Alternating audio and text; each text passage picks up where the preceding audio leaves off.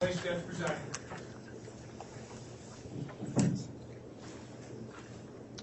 Thank you. Please be seated.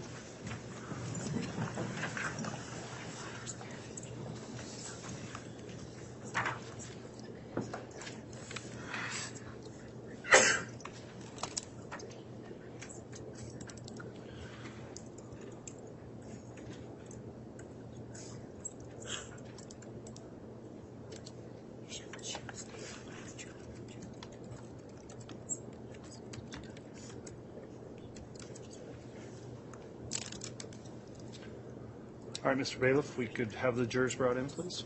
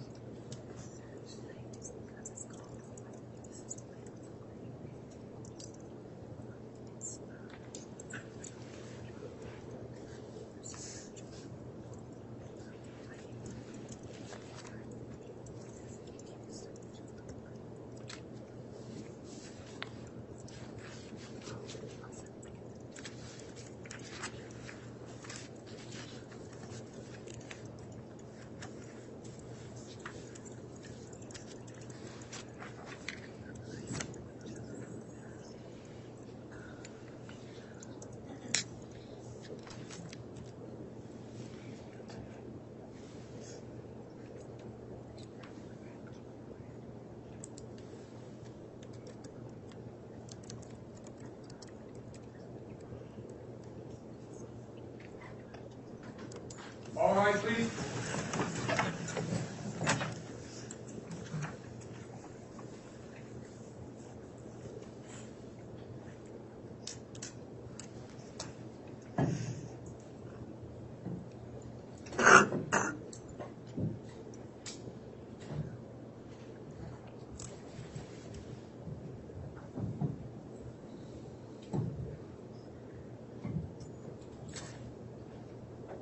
Jury's all present, counted for your honor. All right, thank you, Mr. Bailiff. Please be seated.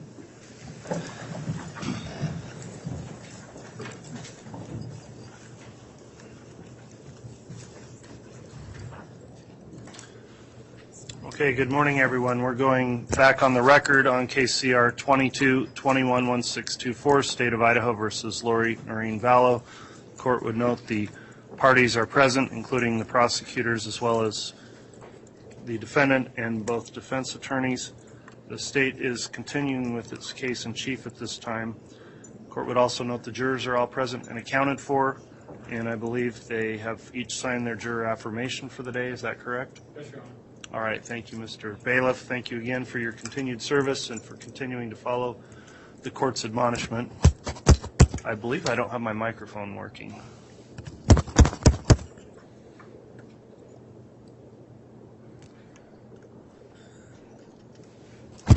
Okay, that's better. Thank you.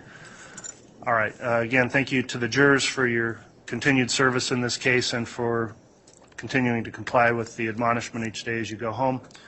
All are in attendance, so the state is continuing to present its case in chief, and I believe has another witness to call this morning. Is the state ready to proceed with their next witness? Yes, Your Honor, the state will be calling Audrey Barattiero. Okay.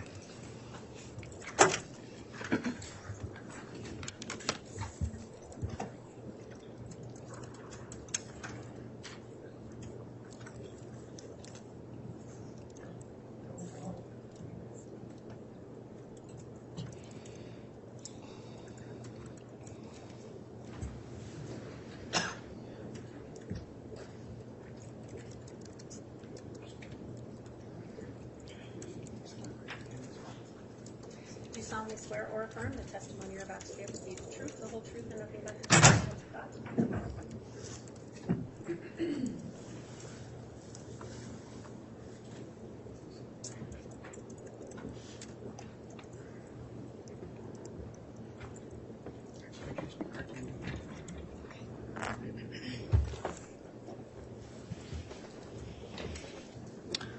Okay, before we get started with testimony, let me just inquire of the witness now that you've been sworn. Ms. Barattiero, have you in any way heard or read any of the trial testimony in this case? No. Okay. As you make your responses to any questions here as you testify, please talk right into that microphone. Please make verbal responses to any questions so we keep a clear record and avoid speaking at the same time as any of the attorneys questioning you. With that in mind, then, Ms. Rawlings, if you'd like to inquire, you may. Thank you, Your Honor. Good morning, Audrey. Good morning. Would you please state your name and spell your last name for the record?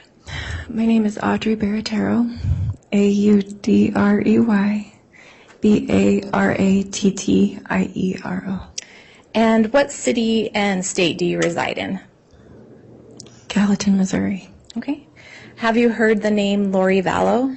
Yes, How do you know Lori Vallow? she was a friend. And how did you first meet her? I attended a conference, the end of a conference in November 2018, and her home was offered as a place where people could stay. So that conference, I think you said, was approximately when? November 2018. Okay. And you stayed in her home during the conference? At the end of the conference, yes. Do you recall who else stayed at Lori's house? I think Zulema, Melanie, Gibb, and there was others, and Chad Daybell was there. Okay. Do you recall where Chad Daybell slept while he was at the residence? He slept on the other side of the home. Okay. Were you able to observe Lori and Chad together during that time? Yes and no. I observed that every once in a while they looked at each other, or there was like just a, kind of a vibe. A vibe. So your observations with how they interacted, can you expound a little bit more on that vibe?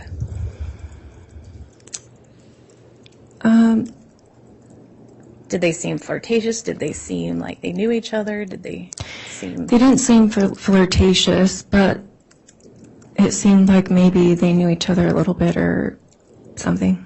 Okay. And were you aware if they had met previously? I think that they met in St. George. Okay. When did you next have contact with Lori? I believe in February, so about 3 months later or so, and Chad asked me to be her friend. Okay. So I was going to ask you how that occurred. Can you just explain a little bit how Chad asked you? He asked me to be her friend, Okay. and that she needed a friend, and I said, okay. Did he say why she needed a friend? He said that he couldn't talk to her all the time, and that maybe I could be someone to like uplift her or, be a friend. Okay. And you mentioned this occurred in February. Would that have been the February of the next year? Yes, 2019. Okay. And when you talked with Chad, how were you talking with Chad? I was talking with him on the phone. Okay. So he asked you this over the phone about Yes. Okay. And how often would you say that you talked with Lori on the phone after that? Usually it was every few weeks, but there was times that it was every couple weeks or a week, but for the most part every few weeks. Did you get to know each other over the phone? Somewhat. We talked about more so spiritual things, not as much things going on in personal life stuff. Okay. And when did you next see Lori in person? In the summertime Okay. of 2019. Summertime in 2019. What kind of event were you attending at that time? There was a event that was scriptural based and somewhere in Utah, Utah Valley, and I went to that. Okay. And I just want to back up a little bit. I think you said that Chad asked you to be Lori's friend because he couldn't talk to her all the time. Do you know what that meant? My impression was that he was trying to keep propriety because he was married. Okay. And this conference that you saw Lori at next, you said it was in the summertime. Where was that conference held? I'm sorry, can you say that again? Where the conference that you attended in the summertime, where was it held? It was held in Utah somewhere in the Salt Lake Valley. Okay. And where were you living at the time of that conference in the summer? Do you remember what month it was? I don't, but I would guess that it was in June or July. Okay. And where were you living at that time? I was living in Utah. Okay. So you lived in Utah and you attended a conference in the same state. Is that Yes. right? Okay. Yes. And do you know where Lori stayed when she attended that conference? In a hotel. Okay. Did you spend any time with Lori? Yes. Do you recall who else visited with her and you? Zulema was there, and Melanie Gibb, and there was some other women that I didn't know. And what did Lori talk about at that time? I don't remember what was talked about, but at the end of being there, she brought up wanting to work on her husband at the time, Okay. And do you know who her husband at the time was? Charles. At some point, did you go back to her hotel room? Yes, that's where she brought it up. Okay. So when you say that she wanted to work on her husband, Charles, what does that mean?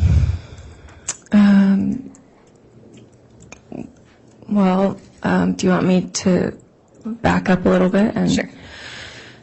So at some time close to that time, when I had seen her again after not seeing her for a long time, she all of a sudden, out of the blue, brought up all of this stuff about zombies and people being possessed is kind of the idea of that. And I hadn't heard of that before and had no basis for that. And that's why she brought that up in the hotel room, because that was something she was doing herself. Okay. So let's just break that down a little bit to make Okay. it a little more clear. So you mentioned that sometime before this she was talking about zombies and people being possessed. How Yes. was she talking to you about that? On the phone. Okay. I hadn't talked to her in like 3 weeks, and all of a sudden she brought up all of this things she had learned, and it came out of the middle of nowhere. And then she asked my thoughts about it, and I said I didn't have a basis for it, and that it made me feel uncomfortable. But she was basically alluding to people, the term, I guess, that eventually she called it was zombies, and that it was people being possessed or having a spirit like connected to them or something. Okay. And was the spirit good or bad or light or It dark? was supposed to be bad. Okay. So you first heard about this on the phone, Mm-hmm. and then when you were at the conference in the summer, she brought it up again? She brought it up again, yes, in the hotel when the women were there. Okay. And so when you're at the hotel and you're talking about this, what else happened in the hotel room? People were just like kind of chatting and, just small talk kind of a thing. And then she brought up saying that she wanted to like work on trying to get a negative spirit out of Charles. And, but actually, I should say, at first it was just like everyone started holding hands, and I didn't know what they were doing. And I thought maybe there was going to be like a group prayer or something. And so they all held hands, and I joined hands as well, thinking it was going to be a prayer. And then she started talking, basically to say that she was going to try to get a spirit out of Charles. And each woman would say something. And then... So what do you recall Lori saying? I don't remember exact words, but things like knives and fire and like weapons that you would try to use to that kind of an idea. Okay. And when you were holding hands with this woman, were you standing, sitting? How were you guys? Sitting. Sitting in the room. Okay. And that was the first interaction that you had with this circle or this casting or this word? Yes, and I didn't know that term of castings. And when it got to me, I didn't feel comfortable and didn't say anything. And then as soon as that was over, I left. Okay. Because I didn't want to stay. Okay. After this interaction in person with Lori, did your acquaintance or friendship with Lori continue?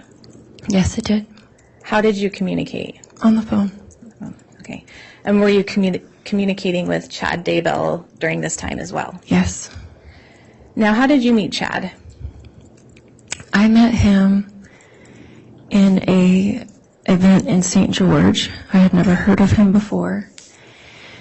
And he was a speaker and wrote books. And someone said, oh, you should go and hear him speak. So I did. And then I bought a couple books. Okay. And do you know what Chad did for a living? He was a speaker and an author. He wrote books. How many books of his have you read? 3. Okay. At some point, did you have contact with him about his books? Yes. About 2 months after I had seen him at that time in St. George in 2018, he reached out to me on Facebook to open up communication. And at that time, I asked him some questions I had about his books. Okay. So who initiated the contact? He did. And that was on Facebook. Facebook, okay.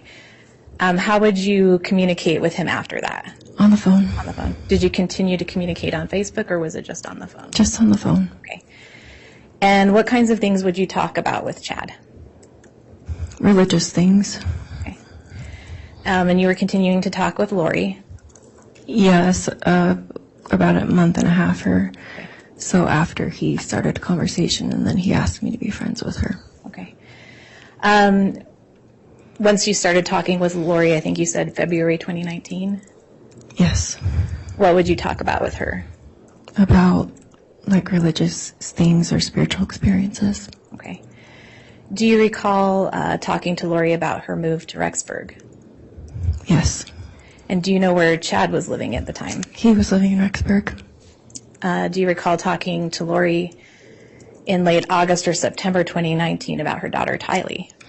Yes, there was a few times in the fall that I asked her how her daughter was doing. When I stayed at her house in November 2018, I met her daughter for a few minutes. Okay. And so in the fall of 2019, I asked every once in a while, like, how's Tylee doing? Because she was at college. And towards the end of the friendship, when I asked her how's she doing at BYU, she said that she doesn't talk to me very much these days. Okay. And so I think you mentioned you had met Tylee initially at that Arizona conference. Yes. Okay. Did you ever meet JJ? Yes, for about 5 minutes, yeah. Okay. Did you ever have the opportunity to meet Tammy Daybell? Yes, I did once. And how did that occur? I happened to just be going to Idaho, and Tammy and Garth and Chad wanted to go to dinner.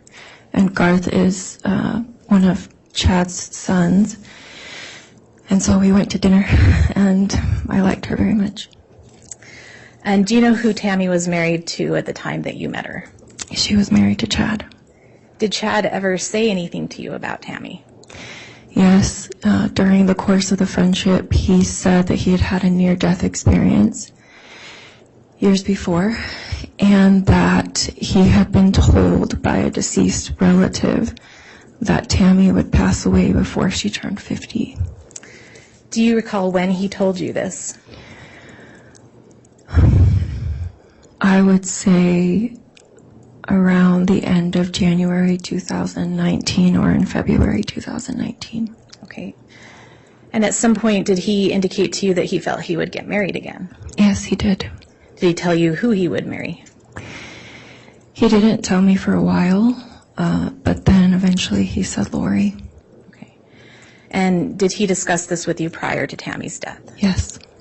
What were your observations regarding that? What do you mean? What did you say to him? What did you...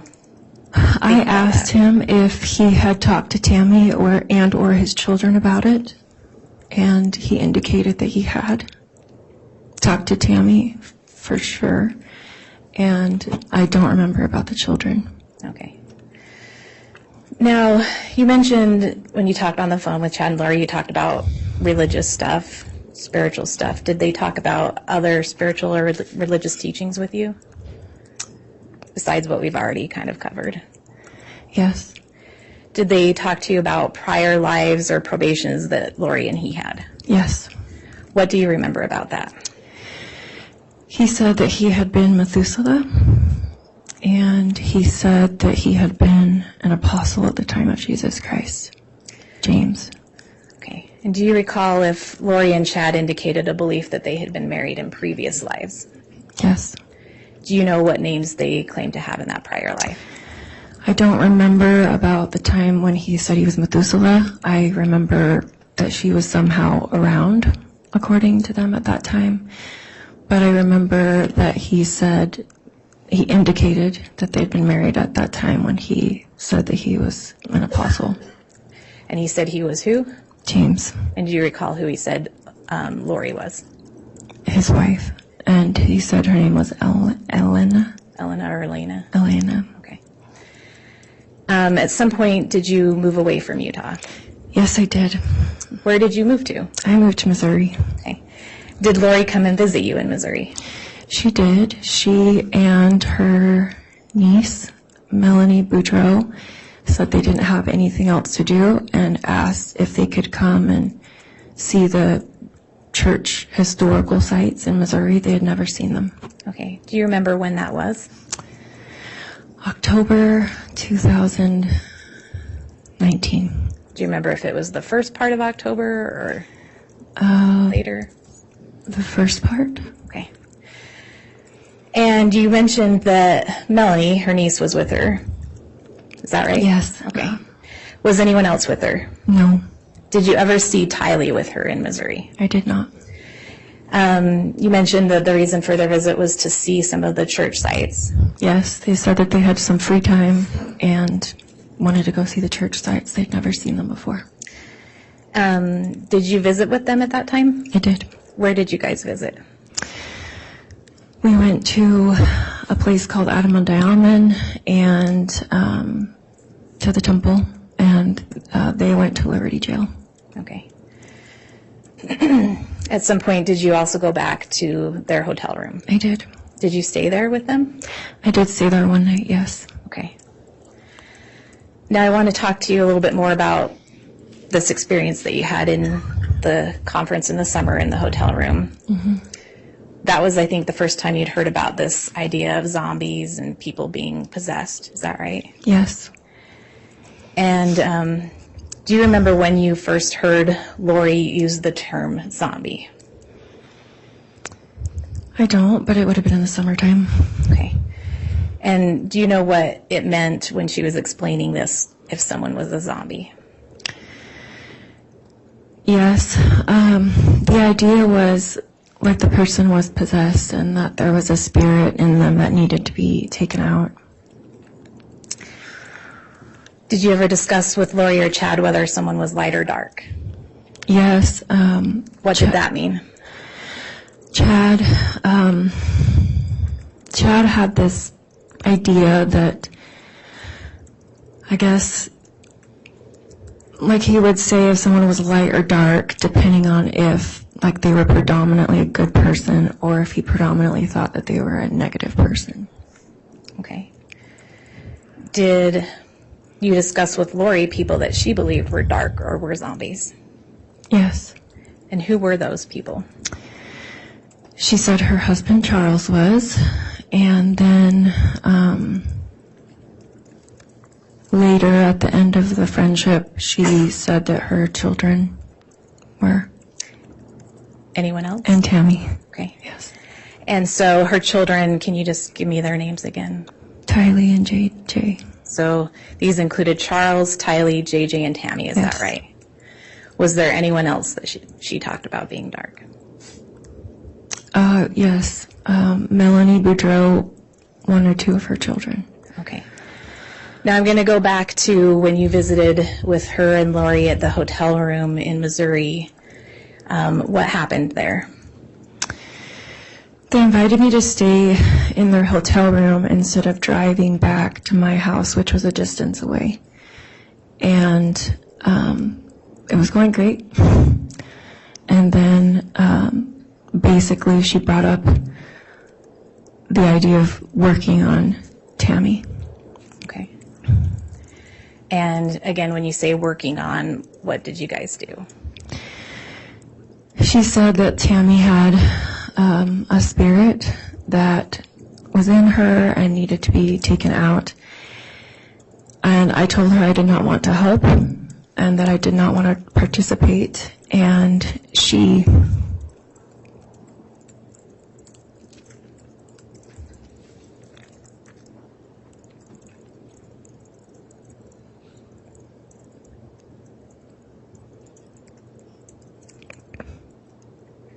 sorry. It's okay. If you need to get some water.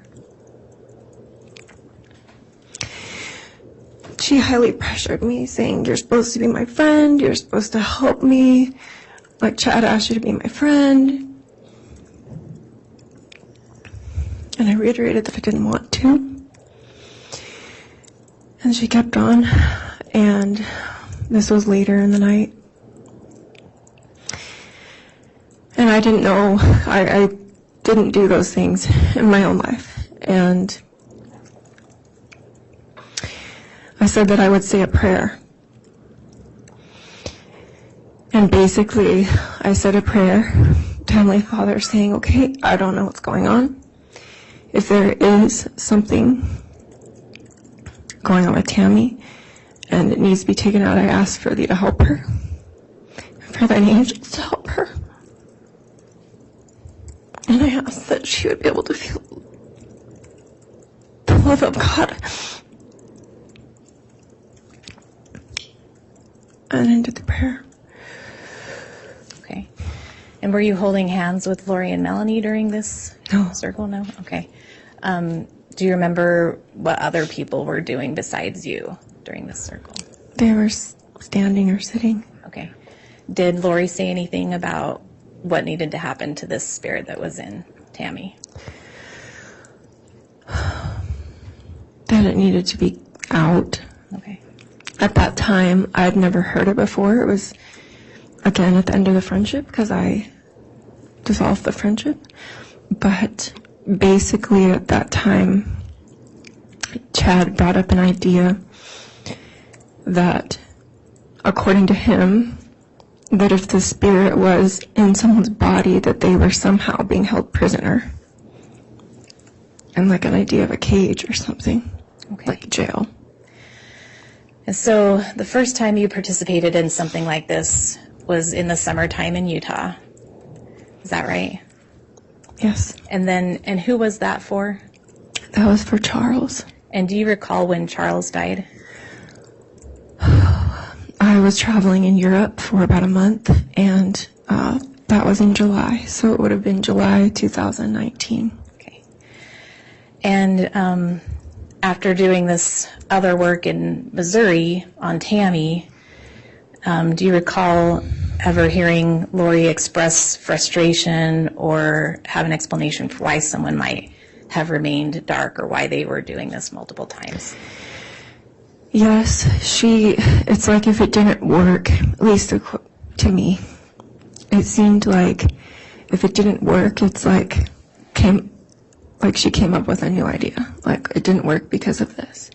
Or it just seemed like it was like, oh, it's because of this, and then, oh, there's this other thing, and then, it was another spirit that got in, and it just seemed like it, I don't know, would just keep going and going and going. Okay. Do you recall receiving a text from Lori saying something along the lines of, well, we did a lot of work today, we got her out, but a new one got in, we're still working on it. Audrey, any ideas you have would be greatly appreciated. I didn't remember, but I do know, yes. Do you know what that was referencing? I believe it would have been referencing Tammy and the idea that she was saying there were spirits that kept, like I mentioned a minute ago, like, oh, it didn't work, so then she would say, oh, another one got in, and Okay. with what they were doing. Yeah. Why would Lori have been asking you for ideas or guidance? I don't know. Did you have any special knowledge or insight? No. When Lori and Melanie visited you in Missouri, did you do any other work other than on Tammy? No. And where did Lori say Tammy's spirit was? She was saying that she was in a cage or a jail or something like this, and it was the idea of, like, she needs to be freed and helped because some person's overtaken her body. Okay. And so she wasn't in her body anymore. According to them. According to Lori. And do you know what would happen if this dark spirit was pushed out? At the end of the friendship, when I heard Chad Daybell say,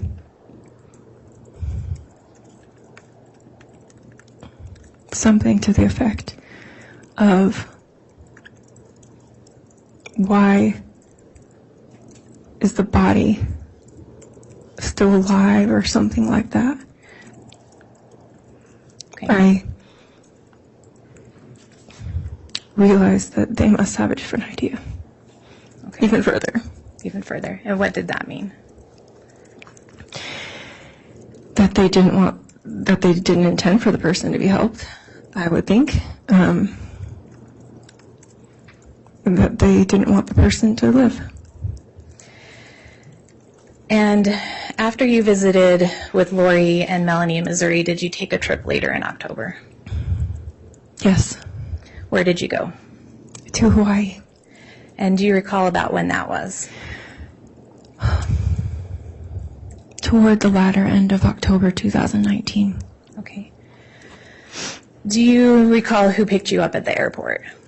Melanie and Lori. And where did you stay? In a hotel. Who was at the hotel with you? Lori and Melanie. What do you recall about your stay in Hawaii? It was very uncomfortable.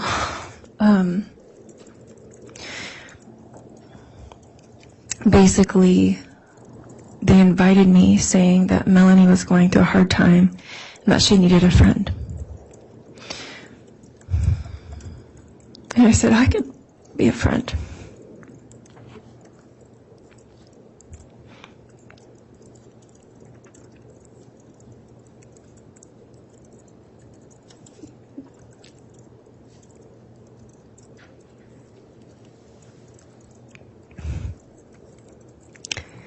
And when I got there, shortly after getting there,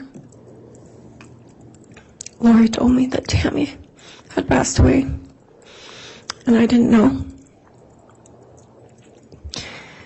I asked her when, and she said it had been about a week.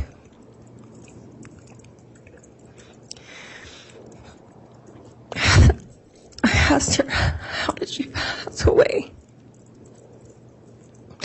And she said in her sleep. Okay. Do you recall what other kinds of things you were doing in Hawaii while you were there? We went on a bike ride and most of the time spent time at the beach. Okay. And what did you observe about Lori's behavior while you were in Hawaii? She seemed agitated and snippy toward Melanie. And just different emotions. Other times she would like swing and be like happy, but overall her behavior seemed different. I had not seen her behavior like that. I hadn't seen her much in person, but she had been nice and very,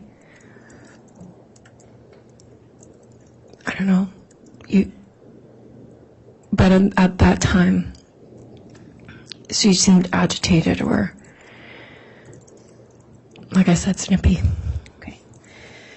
And now when Chad had asked you to be friends with her because he couldn't talk to her all the time, did you notice anything about her behavior that was related to Chad?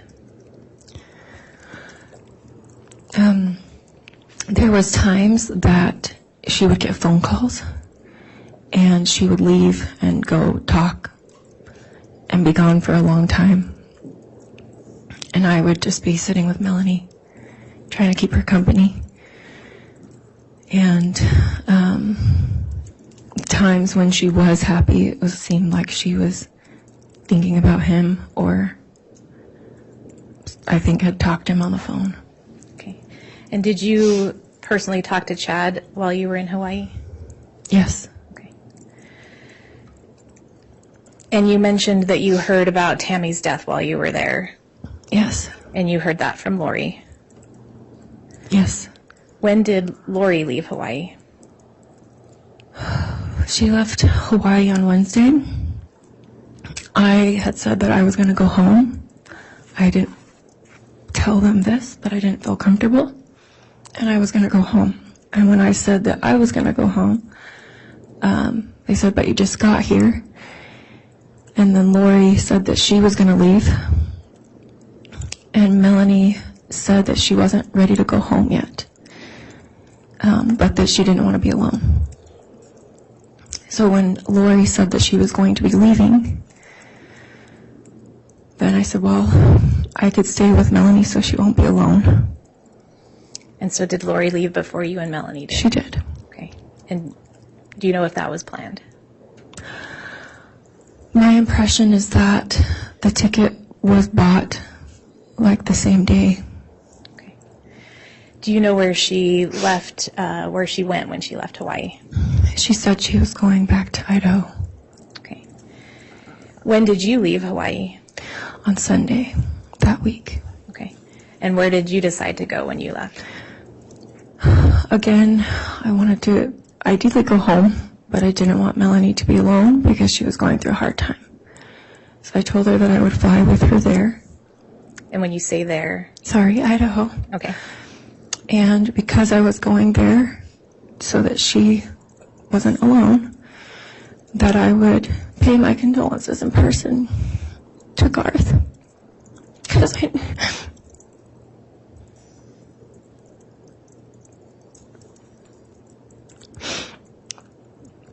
I knew that he'd been very close to his mom. And then also to pay my condolences to Chad. And so that's why you decided to visit Idaho. Yes, Where did you stay while you were in Idaho? in Lori's condo. And when you were there, did you observe Lori and Chad together? I did. How did they act towards each other? Very romantic. Did they physically touch each other? Yes. What did you observe? They were kissing and hugging. And was that just in the residence, or was there anywhere else that you observed this? I observed it in the residence. Okay. And do you recall who else was in Lori's residence in Rexburg when you stayed there? Melanie stayed in one of the rooms. Okay. Yes. Was there anyone else there? No. Did you see Chad in the residence? At times, yes. Okay. Do you know if he slept in the residence? Sometimes he came back later at night, and so I didn't see him come back. But other times I did, and yes, he did stay. Okay. And while you were in Rexburg, did you go anywhere? Yes, we went to the temple. Okay. Who was with you when you went to the Rexburg temple? Chad and Lori and Melanie. Your Honor, may I have just one moment? Yes.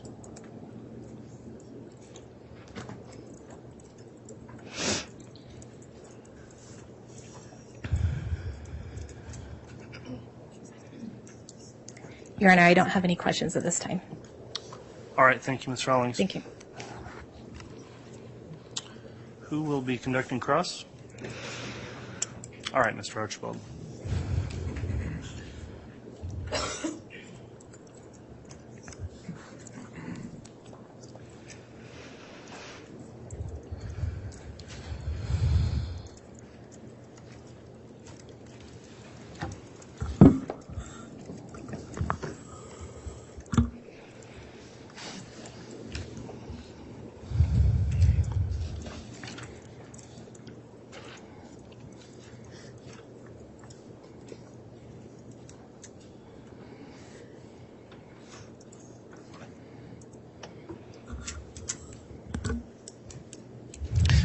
Good morning. Good morning. So if I take this right, you spent time with Lori and Chad in 5 different states: Utah, Arizona, Missouri, Hawaii, and Idaho. Is that right? Yes. And you met them through conferences or religious seminars. Is that right? Yes. And what religion are you? A member of the Church of Jesus Christ of Latter-day Saints. And what were these conferences that you were going to? They were about like scriptures and about last days events. And how old are you? I'm 34. Are you single or married? I'm single. Okay. And what do you do for a living? I work remotely for customer service. Okay. And so you'd go to these seminars to, were they called Preparing a People seminars? Mm-hmm. Is that a yes? Yes. And preparing a people for what? For like the millennium talked about in scriptures. For the end of the world? Mm-hmm. Yes. And the end of the world seminars was something that you were interested in? I was interested in learning about that subject. And is that when you were introduced to Chad Daybell and started to buy his books? Yes. And these books that you bought from him, were they about the end of the world? Yeah, they were like fictional accounts of like people who would be like living fictional type. And did Chad tell you, yes, they're fictional books, but they're actually true? He said they were fictional, but that they were based on some of the ideas in them were based on spiritual experiences or impressions that he or other people had had. And Chad had talked to you about his near-death experiences. Is that right? Yes, yes. And that he had been to the other side, had seen that, and now he's back here writing books about it. Is that what he had told you? I don't know if he wrote a book about his near-death experience, but he was writing books. Okay. And the end of the world, is that something that's going to be happy or sad? All the scriptures talk about it being both. Okay. And so preparing a people is about preparing for a happy event or a terrible event? A happy event. Okay. So what's the point? Why do you need to prepare for a happy event? Objection, relevance, and argumentative. Overruled. Go ahead. Oh, what was the question? What's the point of preparing to be happy when Jesus comes again? What's the point of that? To be with God and to be with your family and to live among people who want to be with God. Okay. So what do you need to do to prepare for a happy event? Be living the commandments and the gospel, doing the best you can. Okay. So that's the point of these seminars or conferences that you would go to, is how to be happy if Jesus comes again. Is that Yes. right? All right.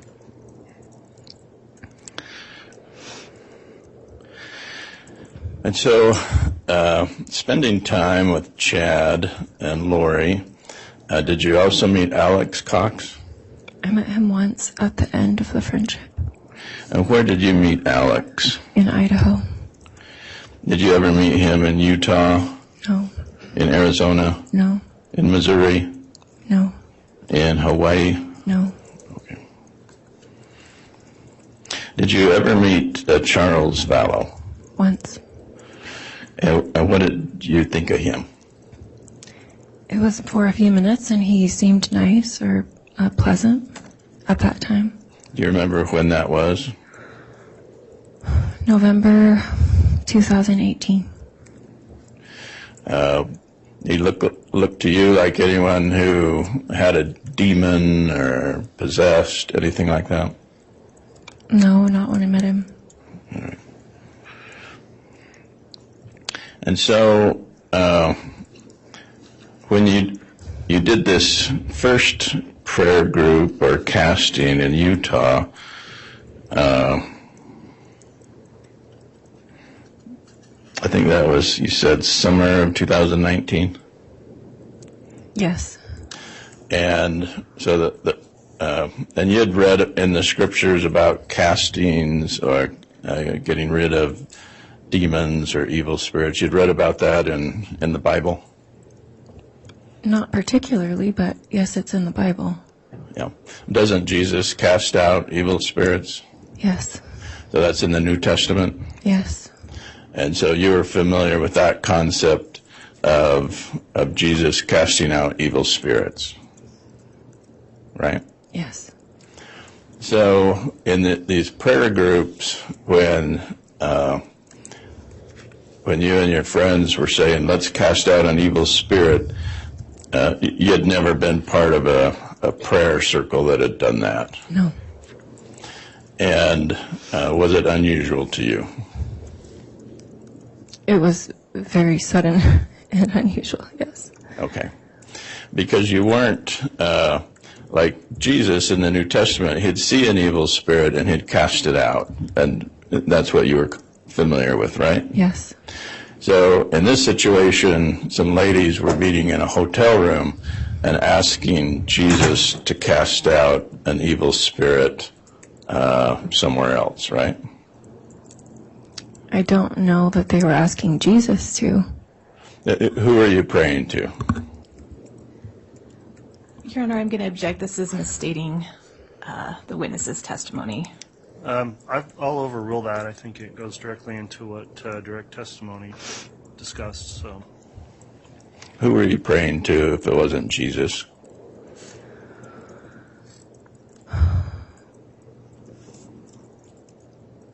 When, at that other time when I said a prayer, I said a prayer. The method that they were using didn't seem like a prayer. Okay. So were they calling upon Father in heaven? No. Were they calling upon the devil?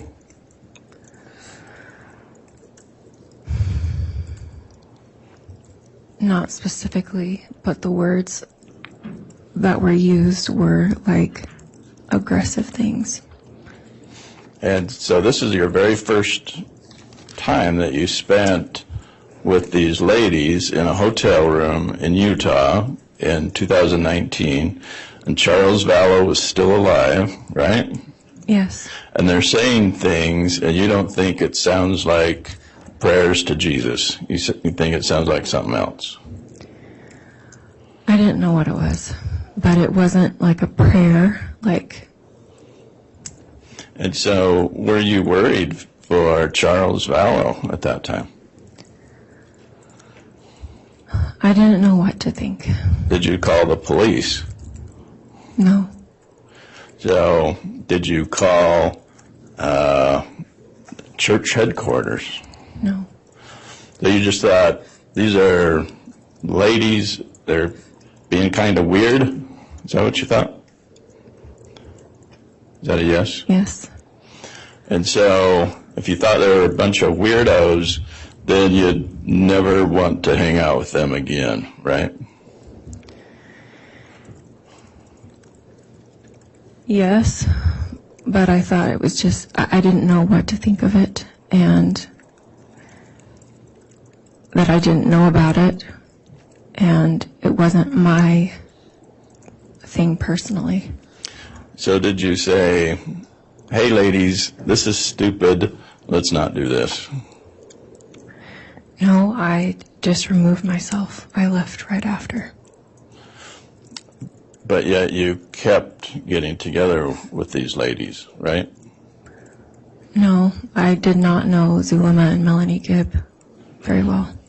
So you met them after this, first time you met them again in Arizona, right? Yes, but I was not in communication with them. And your communication was mostly with Chad, right? Yes. So Chad was the source of all of your information about castings, about evil spirits. Is that right? I first remember hearing about zombies and that languaging from Lori. And where did Lori say she got it from?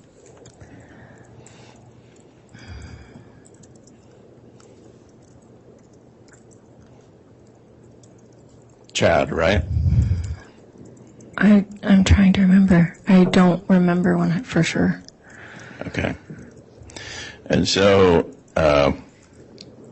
these spiritual experiences that you were, their spiritual talks you were having with Chad,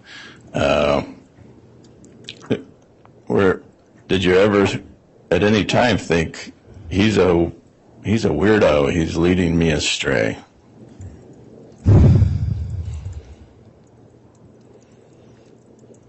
At the end of the friendship, there was questions in my mind.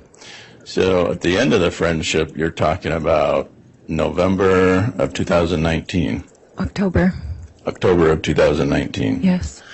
So in the summer of 2019, you were still a fan of his, a follower. Is that fair to say? I thought that he had information and was doing good things, yes, at that time. You went to his seminars, you went to his conferences, you bought his books, you've messaged him on Facebook, you called him on the telephone, and you texted with him, right? He contacted me on Facebook, but yes, the rest. So you thought, this is some spiritual leader, I need to follow him. Is that right? At that time, I thought that he was someone who could help understand. And because you were following him, is it safe to say that other ladies wanted to follow him too? That could be the case. Like Lori Vallow, Yes, like Melanie Gibb, yes, like Zulema Pastinas. yes.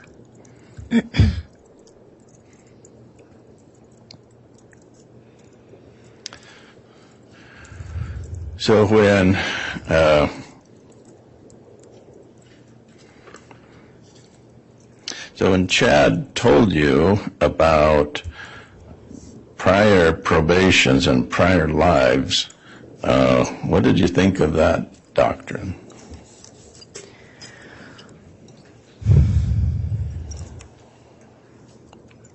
I wondered if there could be something to it. And he said that he had been Methuselah. Is that right? Yes. And who is that? He lived in the Old Testament and was a prophet. So Chad Daybell told you, in a prior life of mine, I was a prophet named Methuselah in the Old Testament. He told you that. Yes, And you believed him.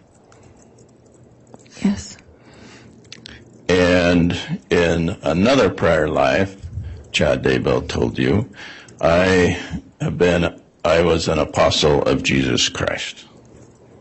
He told you that. yes, And you believed him. yes.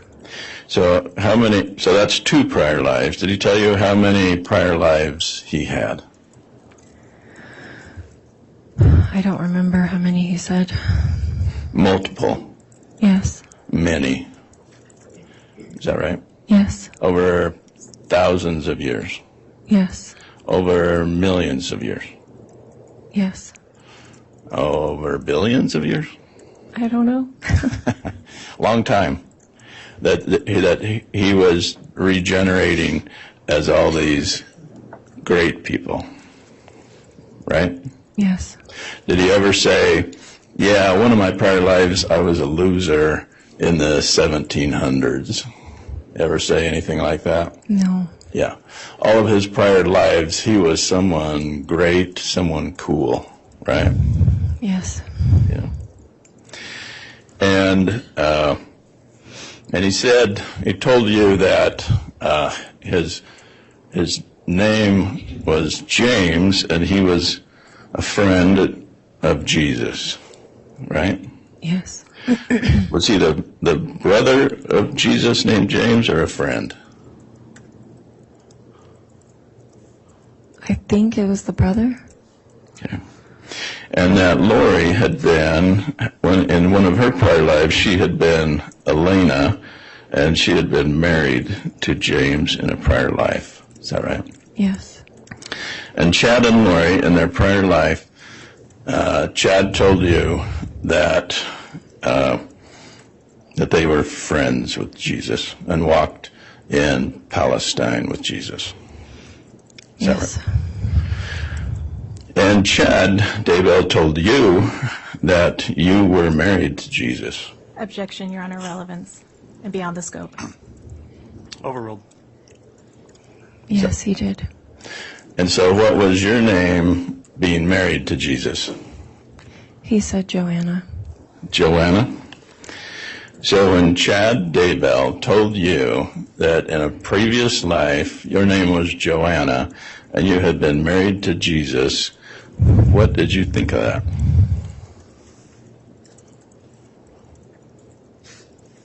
At the time, I thought it could be true because I trusted him. You thought it could be true because it sounded cool, huh? Is that a yes? Yes. It sounded amazing, right?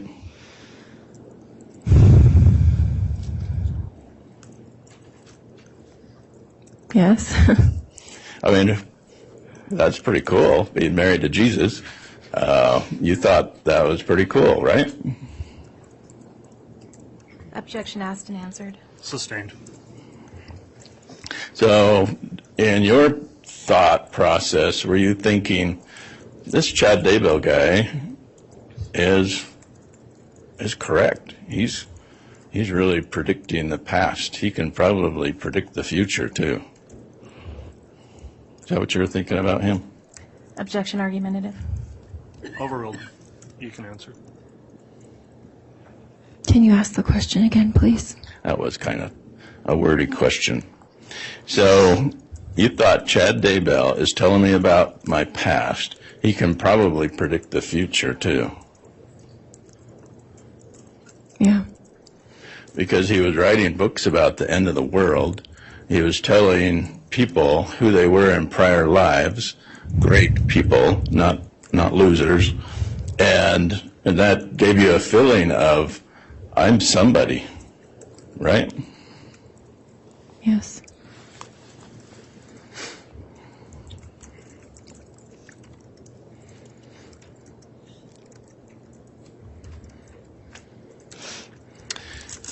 Why did you move to Missouri? As a matter of prayer, I just personally felt to. Is that because Jesus is supposed to come to Missouri? It wasn't for that reason. I was just praying and following the Spirit for my life.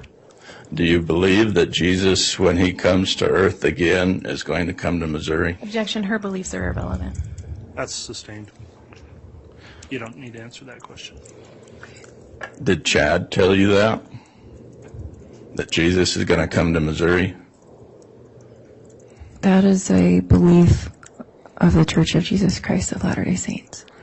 That Jesus is going to come to Missouri when he comes back to earth. He's not going to come to Jerusalem. He's going to come to Missouri. That's what Chad told you, and that's what you believe. Objection. Again, her beliefs are irrelevant. Sustained. Don't answer that question. Now, when you talk about going to Missouri to see church historical sites, what do you mean by that? Like places that the pioneers had been in Missouri. And the pioneers, you're talking about who? The pioneers of the Church of Jesus Christ of Latter-day Saints. Those are people who lived in the 1840s. Yes. They were kicked out of the state of Missouri. Is that right? Yes. Objection, Your Honor. Those are facts not in evidence. Sustained.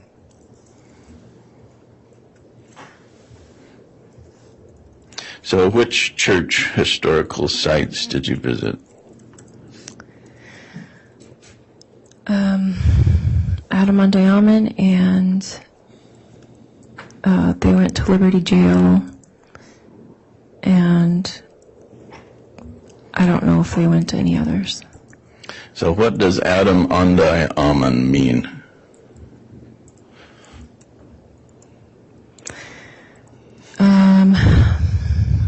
It means a place where Adam lived.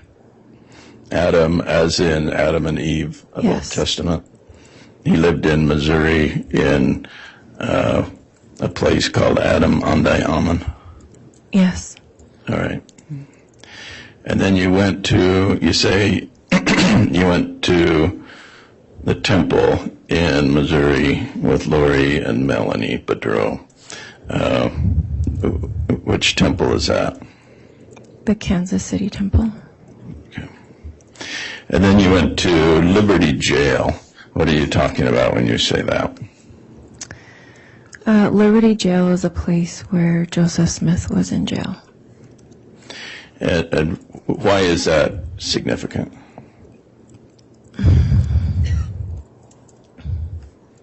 Objection, Your Honor, relevance.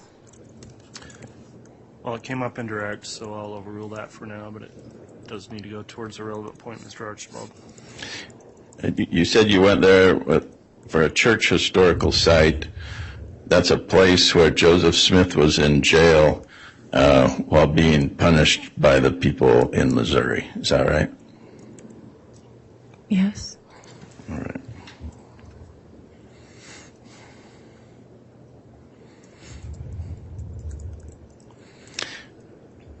And then in October of 2019, when you're in Missouri,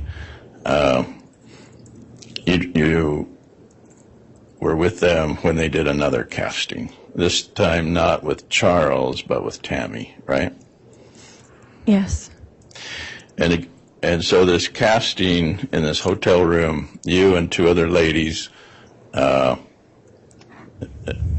do? You say you prayed to Jesus. Was there other prayers to Jesus to get rid of evil spirits in Tammy? I guess I don't know what you mean. I said a prayer to Heavenly Father, and saying that I didn't know what was going on or if there was something. Okay. But that He would help. You wanted to help Tammy. Yes.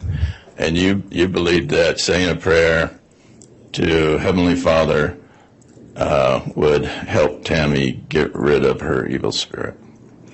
That if there was something going on that God knew, and asking for Him to help if there was something. Okay. And so were you and Lori and Melanie holding hands similar to what you did in the Utah hotel for Charles? No, I don't think so. Okay.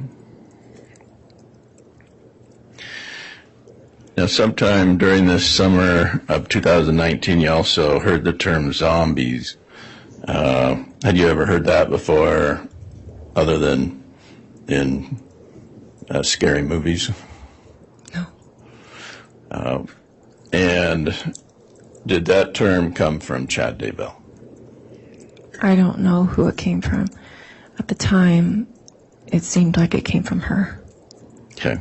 And did Lori say this is something that Chad has taught? I don't remember her saying that. And how about the light or the dark scale? Had you heard of that before? No. And is that something that came from Chad Daybell? Yes. And that was his way of predicting if you're good or if you're bad. Is that right? Mm-hmm. Yes. Is that also a way of predicting if you're going to live or die? No. Okay, it was just good or bad. Yes. Right. And what was your score? I don't remember. Was it a good score? Yes, like good. Yeah. Yeah. So Chad Daybell said you have a good score. Yes. But you don't remember the number, but you remember thinking, oh, that's good. Mm-hmm. Right? Yes.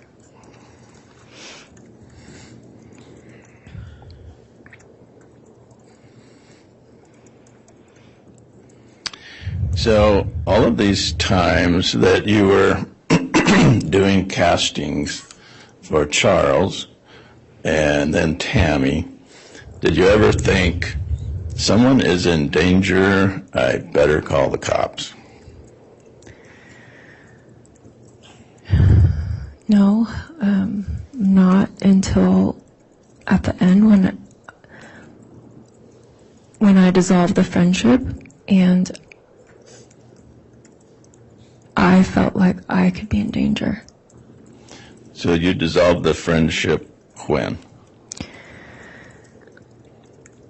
When I left Idaho. Okay. that you'd been to Utah with them, Arizona, Missouri, Hawaii. During those 4 states, hanging out on the beach, going to seminars, you didn't feel like this is weird. You were okay with it. Hanging out on the beach? Didn't you guys go to the beach in Hawaii? Yes. I didn't think that was weird, hanging out at the beach. Well, yeah. They were friends. You were having fun with your friends on the beach in Hawaii, right? Yes, but it was uncomfortable because they were talking all the time about zombies and about Melanie's kids. And so you felt so uncomfortable around them after Hawaii that instead of going home to Missouri, you went to Idaho with them. I wanted to go home to Missouri. But they made you buy a ticket to Idaho instead of Missouri. No, Okay. but I have a big heart. No. And I didn't want Melanie to be alone because she said she was going through a hard time. Because you were a friend. You were a friend of Melanie Boudreau, right? I had only met her briefly before that. Like, the first time I met her was when she came to Missouri. But as I said, Yeah. I have a big heart and try to help those around me. Yeah.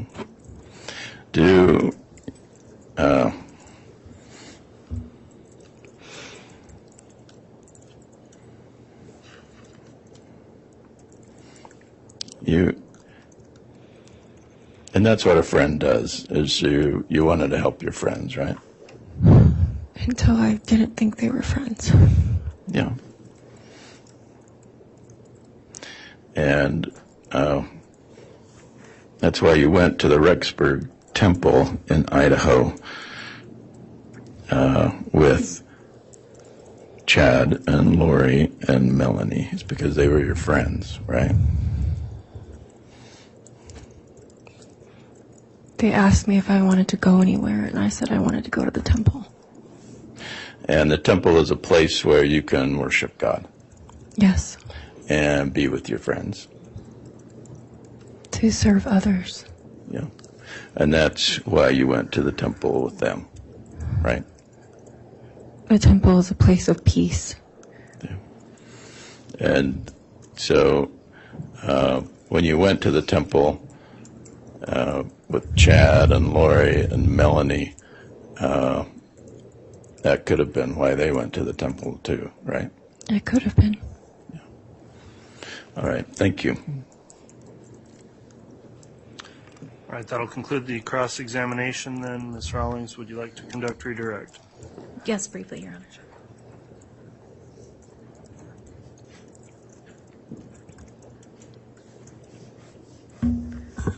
Audrey, you want to clarify some things. I think counsel asked you if you were in 5 states with Chad and Lori. Chad wasn't with you in Hawaii, right? That's correct.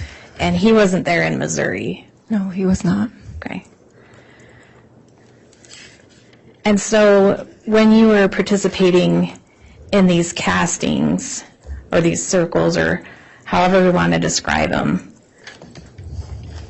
whose hotel rooms were they taking place in? Theirs. And when you say theirs, Lori's. so it was Lori's. Yes. And she was the one who talked to you about that, right? Yes. And she's the one who told you the person that the casting needed to be done on, right? Yes. She organized it. Yes. She picked the target. Yes.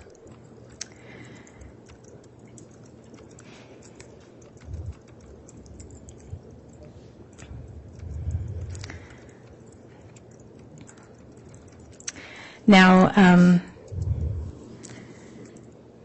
the one on Charles in Utah, I think I asked you if you heard that he died later. Is that right? Yes. He was killed.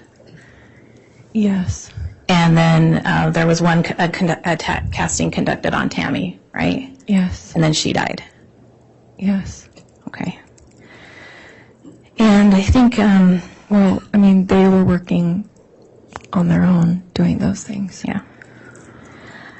I think defense counsel kind of asked you about this friendship and why you terminated it, and you said that you were scared or in fear. Why was that?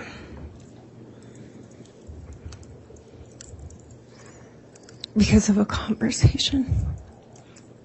And who was the conversation with? Lori. Did she make threats to you? She did. What did she say?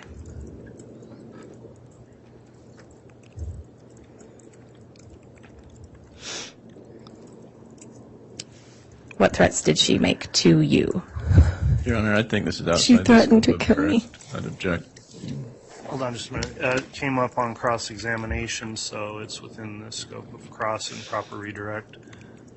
Ms. Rawlings, you can re-ask the question. What's the time and place of this conversation? And I think, Audrey, you indicated this was when defense counsel asked you why you ended the friendship, and that was in what month? In October 2019. Okay. Yes, I had already made plans to leave because I had prayed about it and it felt like I needed to leave and end the friendship. And I was leaving early the next morning. And Lori and I were the only ones in the home, in her place at the time. And I told her that I was going to go upstairs and pack my bag and just go to bed early because I didn't want to spend more time with her. And as I went to go and do that, I asked her the question, is there anything weird going on that I don't know about? And she said, no. What do you mean? And I said, I don't know anything. And she said, no. So I took her to her word because I'm a trusting person. And as soon as I turned to start to go up the stairs,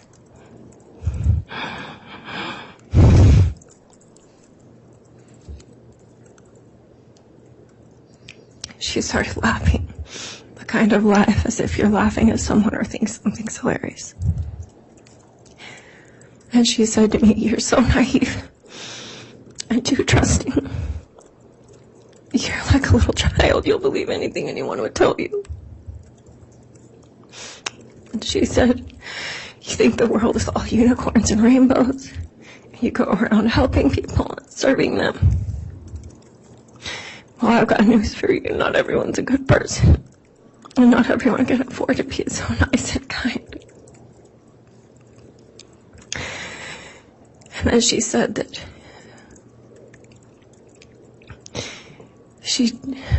So I want to just focus on what threats she made to you. She threatened to kill me. Okay. Did she say how? Yes. She said that she would cut me up. And something about that she wasn't in the mental place to do that, but that she would get herself in that place to be able to do it. But that she didn't want to have to because it'd be so messy and there'd be so much blood. And that the bleach and something about trash bags. And that she would bury me where no one would ever find me. Okay.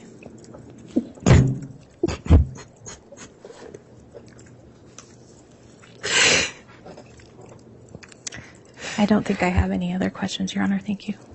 All right, Ms. Rawlings. Can I recall on that? You may, Mr. Archibald.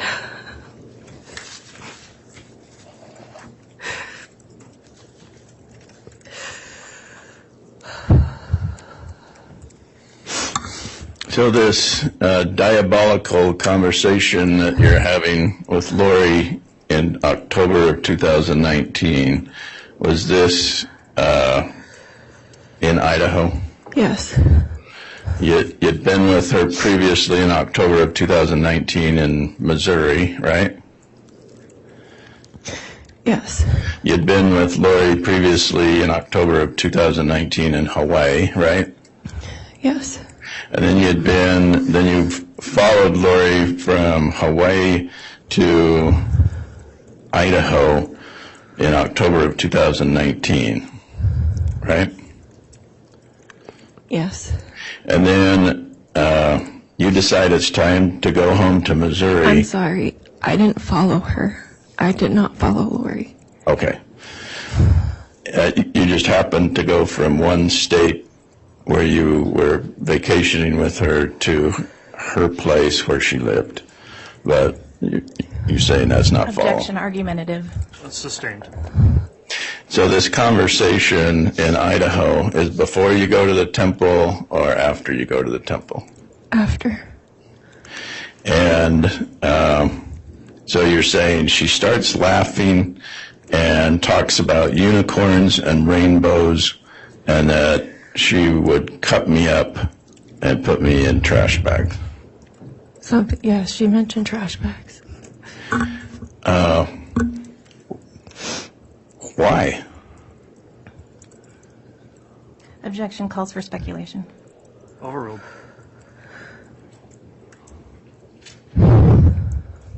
Did she ever say, I killed my kids and I'm going to kill you too?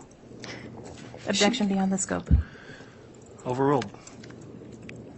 No, I knew nothing about her children. Right. Did she say, I killed Charles and I'll kill you too? She didn't talk about Charles. Nothing like that, right? She brought up being at the scene, watching someone take their last breaths. And you have previously testified under oath, swearing an oath that you'll tell the truth. You have previously testified at a grand jury hearing. Do you remember that? Yes. Do you remember taking an oath to tell the truth, the whole truth, and nothing but the truth? Do you remember that? Yes. And do you remember your testimony that you did not say anything like this? I was scared, and she had said that if you ever tell anyone, I'll come and find you in the dark of night. So you now want the jury to believe that even though you previously testified under oath and nothing of this sort was talked about, that you come here today and say you're so scared, that's why you didn't previously testify about it. Objection, Your Honor, argumentative. It's overruled. What was your question? You want the jury to believe that you just didn't make this last crap up. I did not make it up. But you acknowledge that you did not say this when you previously testified in support of probable cause, right? Yes. Chad Okay. and Lori. Thank you. Your Honor, can I just ask one follow-up question? No, Ms. Rawlings, that's been through a redirect and recross, and so that will conclude the testimony of this particular witness. All right, we're going to take our mid-morning recess at this point. Let's take 30 minutes, and we'll come back on for additional evidence at about 10:40. Before we do that, let me ask if the witness is under subpoena and can be excused. We would request that she be released, Your Honor. All right, any objection? No objection. Okay. Ms. Barattiero, you can be released then from your subpoena. We'll be on recess and we'll come back in 30 minutes. All right, please.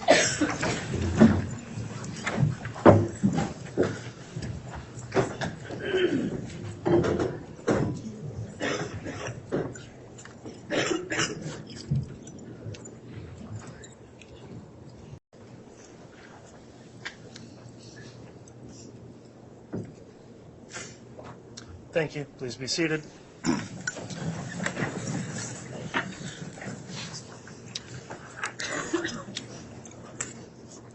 Okay, we're back on the record. CR 22-21-1624, State of Idaho versus Lori Vallow. The state's continuing its case in chief. Is there another witness to call this morning? Yes, Your Honor. Will that be? It will be Detective Vincent Kaikamanu. Okay, we'll go ahead and have the jurors brought in, and then you can call your witness.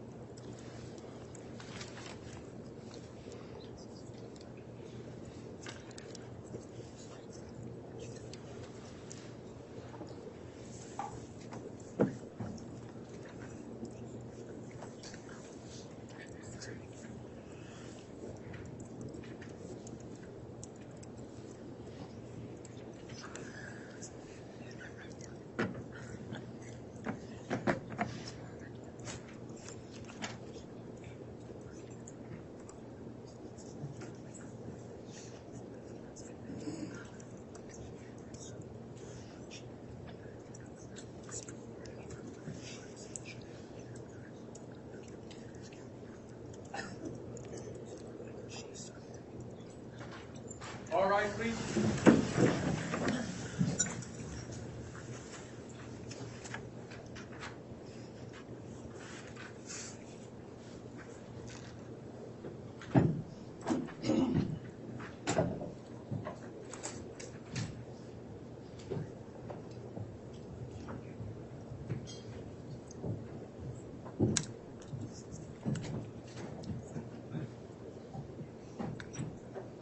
Jury's off. Count for Your Honor. Thank you, Mr. Bailiff. Please be seated.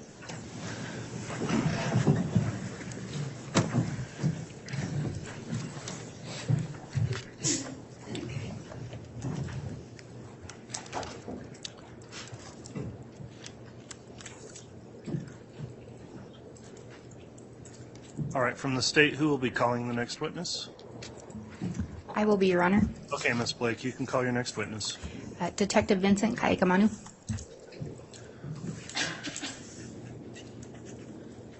Do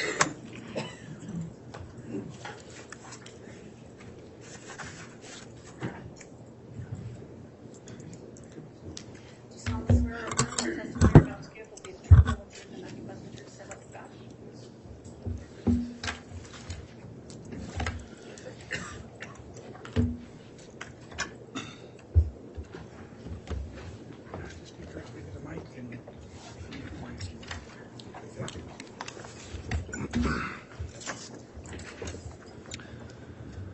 All right, before we get started with testimony, Detective Kaikamanu, have you viewed any of the trial testimony in this case in any way, read it or listened to it since the trial started? I have not. Okay, thank you for that. When you're being questioned, please talk directly into the mic, use verbal responses for questions, and please don't talk over the top of any attorney questioning you so we can keep a clear record. With that in mind, Ms. Blake, if you'd like to inquire on direct, you may. Thank you, Your Honor. Would you please state your name and spell it for the record? Vincent Keone Kaikamanu. Last is K-A-A-I-A-K-A-M-A-N-U.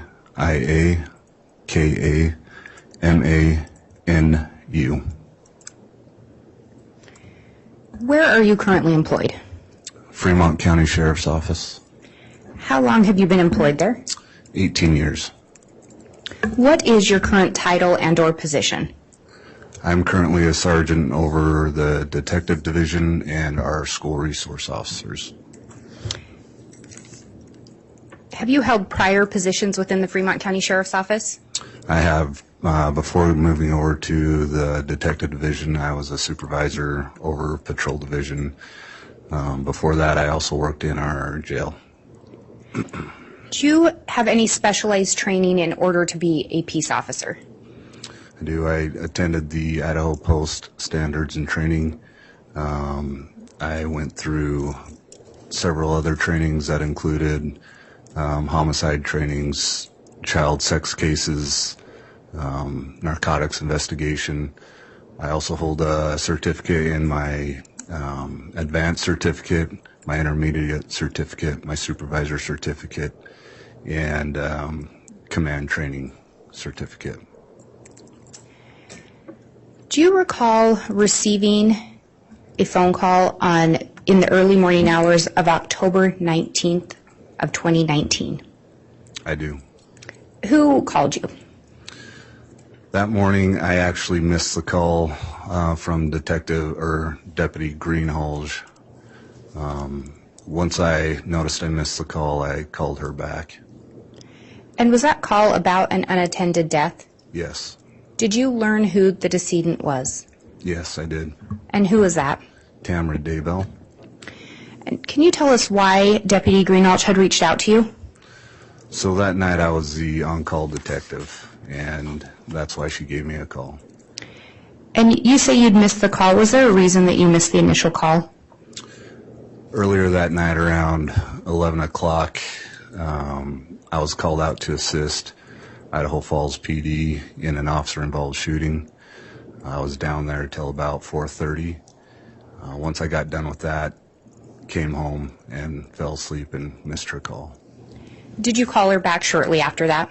It was approximately about an hour and a half. When you did reach her, do you know if she'd already been in contact with another detective with Fremont County? She had been in contact with Detective Mattingly. And do you both take calls when you're not on duty? Yes. And you indicated that you were down assisting with an investigation in an officer-involved shooting. Do you also assist other agencies as part of your job duties? I do. When the deputy called you that night, was that standard procedure at the time or common practice? It was common practice, yes. Did she indicate anything to you regarding there being any suspicious circumstances surrounding the death of Tamara Daybell at that time? At that time, she did not. When I got a hold of her, she had already informed me that she talked to Detective Mattingly as well. I asked her if there's anything out of the ordinary at the house, if Tammy Daybell's body was anything suspicious with it, if there's any forced entry into the house. She informed me there was not. She also informed me that there were 2 coroners on scene as well. And again, she had already talked to Detective Mattingly before myself.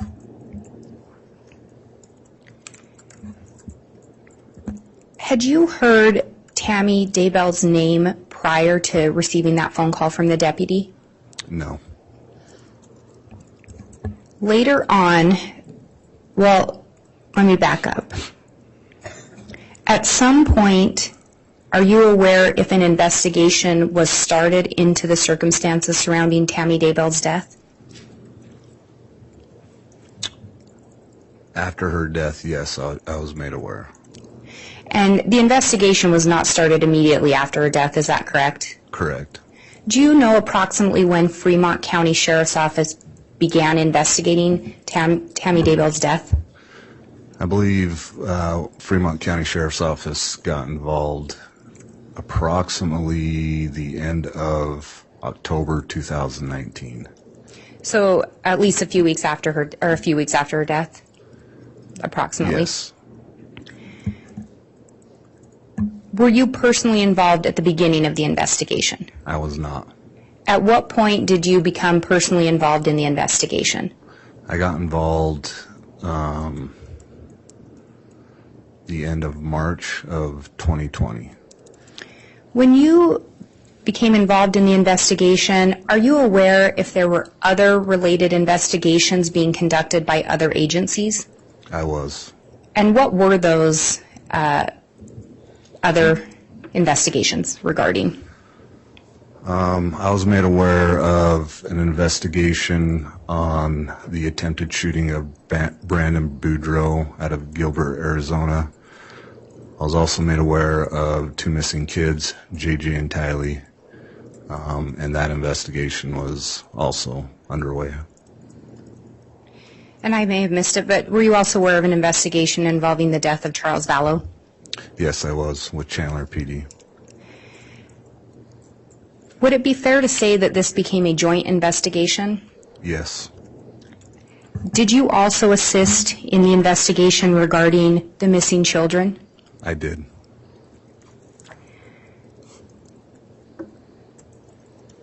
During your investigation, did you learn of a prior incident involving Tammy Daybell that occurred on October 9th of 2019? I did. And what did you learn regarding that? Once I got involved with this investigation and looking further into other reports, I was made aware of an attempted shooting on Tammy Daybell.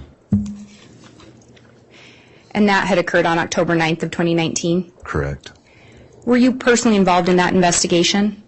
I did not respond to that, no. As part of your investigation into the death of Tammy Daybell, did you review that incident? I did. As part of your duties and involvement in the investigation, did you also review some documents that were recovered from a device belonging to Tammy Daybell? Can you re-ask that? Yes. As part of your investigation, were you involved or did you review some documents recovered linked to Tammy's phone and or her email account? I did. And do you recall reviewing a message that Tammy Daybell had sent to her son, Mark Daybell? I did review that, yes. And Your Honor, I'd ask that the court and the witness be handed State's Exhibit 291. Defense should have a copy. I have a copy here for the witness to review for the court and a courtesy copy for Your Honor. All right, thank you.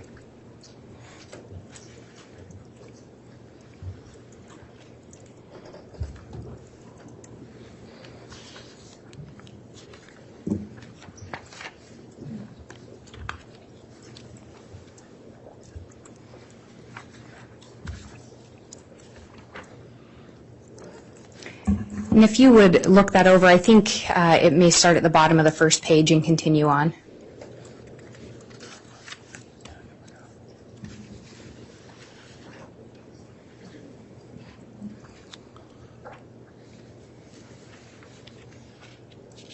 Okay, yeah, Do you recognize that message? I do. Have you seen it before? I have.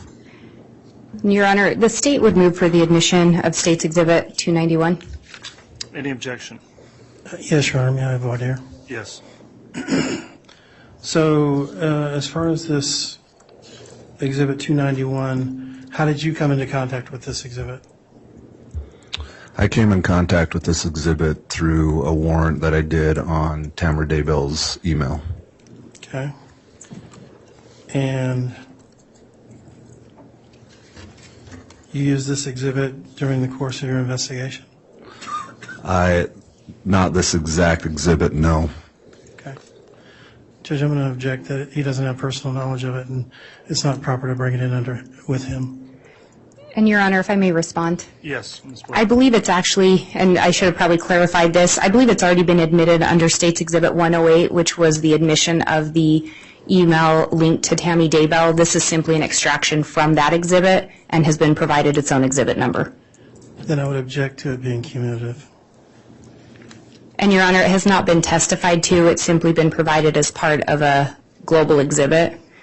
And as to the first objection by him, I think the detective has identified this as a message he reviewed. This was reviewed as part of a phone extraction, which we simply can't pull over, that we couldn't bring in the exact phone extraction. So it's a copy of that. All right, I'll need a moment, I think, to review what is Exhibit 108.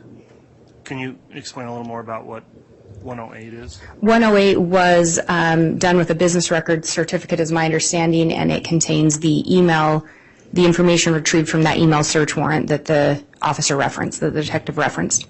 All right, if you'll give me just a moment, please.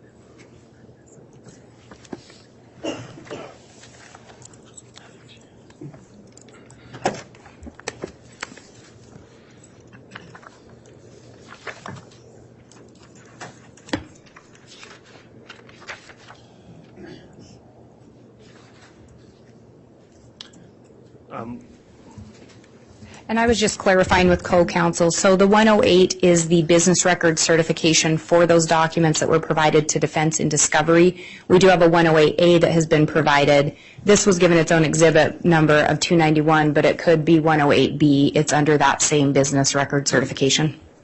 Judge, I'll just renew my objection that it's cumulative. If we need to use 108, then we should use 108. And again, to clarify, 108 was only the business record certification, not the full records being admitted. I believe we'd done the certificates in order to be able to admit portions of those without admitting the full record. 108 corresponds to the Fitbit information. It should also reference tammy.daybell@gmail.com as the email.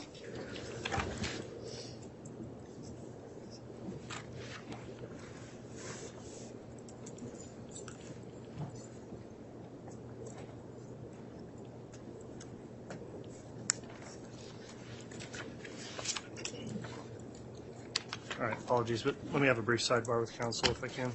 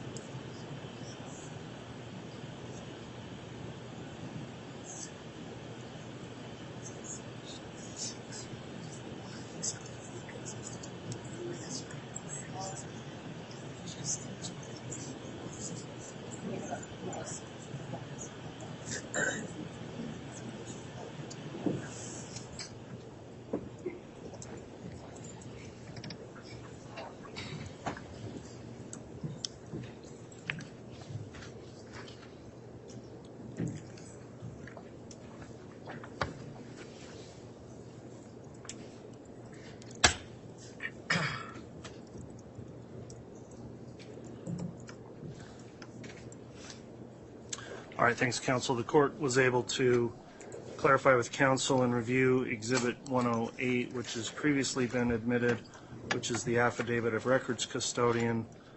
Contained within 108 also is the records for the email address that corresponds with the proposed Exhibit 291. Having considered that foundation that's already in the record through 108, I've considered the objection of the defense, and that will be overruled, and exhibit number 291 is admitted. And Your Honor, I would actually ask that the witness be allowed to keep that exhibit momentarily. The 291? Okay. Yes, the 291. I'd ask that he have to turn it over. I don't want him referring to it and reading from it if he's not gonna. And I don't want him testifying from it, I guess. Your Honor, I was going to ask that he read an excerpt from it. I can publish it to the jury, I guess, and have him read from that. But I think that would be more appropriate, Ms. Blake, then, if you want to publish it.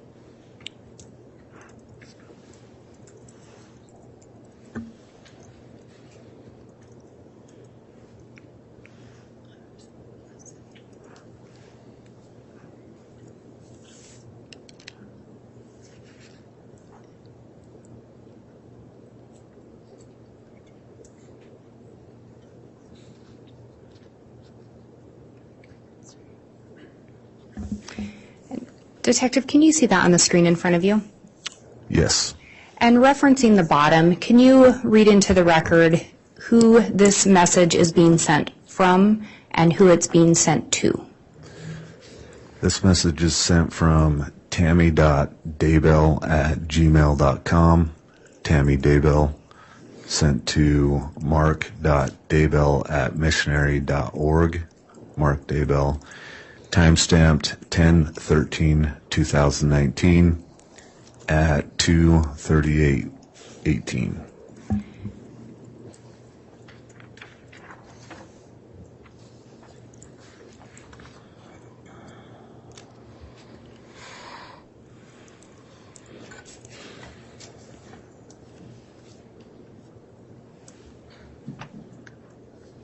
And can you also see that on the screen? Yes. And is this a portion of that email? Yes. And could you read that into the record, starting with the now? Now, on the same day, I was coming home from clogging. It was about Your Honor, I'm 9. going to object. I think we need some context as to who's speaking, who's writing this, what's going on.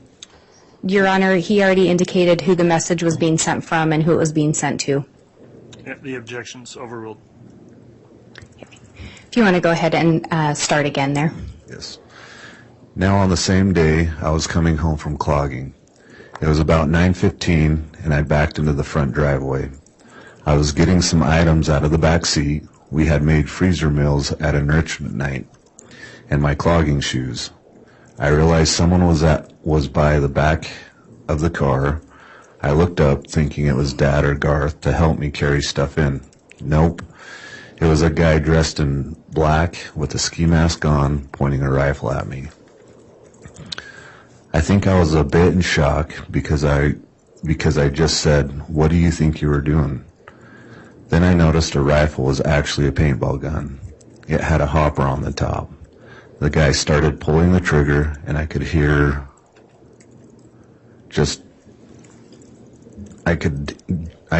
hear the clicking of a whooshing sound of an empty paintball gun. He stayed standing by the back of the car, just pulling the trigger while pointing the gun at me. For some reason, I just kept asking him what he thought he was doing.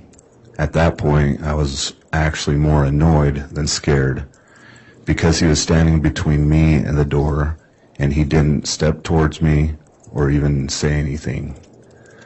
The scared part came after, when my brain thought of what things that could have happened. The thought crossed my mind to hit him with my clogging shoes, but first I looked towards the house and yelled, "Chad." The guy ran around the house, around the north side of the house. I ran in the house and got Dad and Garth.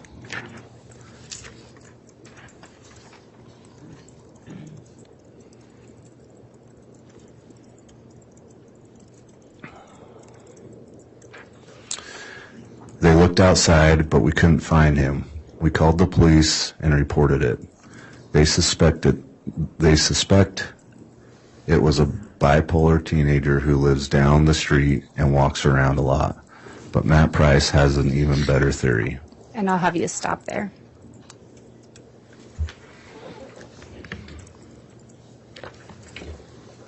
And through your investigation, you had reviewed that email? Correct. And that appears to be, in Tammy's own words, a description of the events of October 9th, 2019? Correct.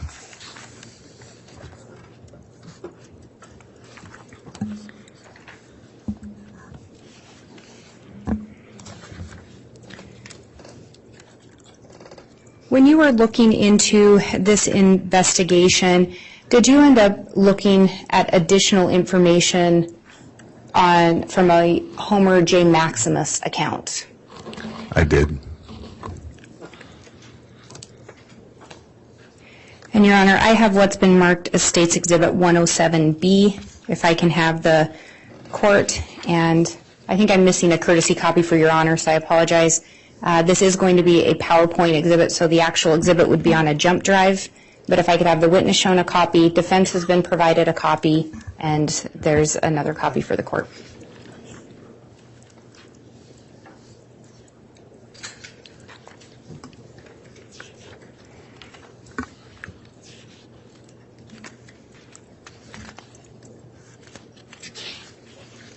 And if you could look through those pages.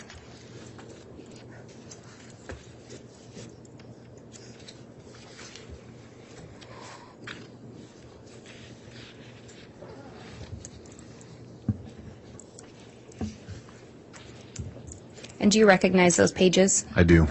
And did you prepare or assist in preparing those in anticipation of your testimony today? I did. And do they in fact summarize some of the work and reviews that you conducted? Yes. Would they aid in your testimony today?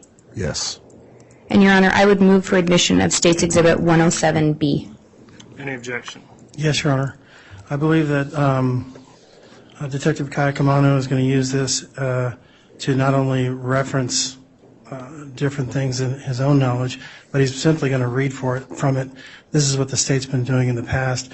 They're publishing these summaries and having the detectives or the agents read from these, and I believe that it's improper for the detective to read from an exhibit and refresh his recollection at will because he has it right in front of him that's been published to the jury and the gallery. All right, response to that, Ms. Blake? Your Honor, if it's an exhibit, that is the purpose of creating the summary exhibit, is when there is a lot of information and you're going to reference only some of it, is to highlight that and to be able to reference it when it's detailed information. We just had the detective read from a summary, or excuse me, from an exhibit that if we'd ask him to memorize that whole thing is just not plausible. And so I think this is exactly why it does aid in the testimony and it is allowed for under the rules.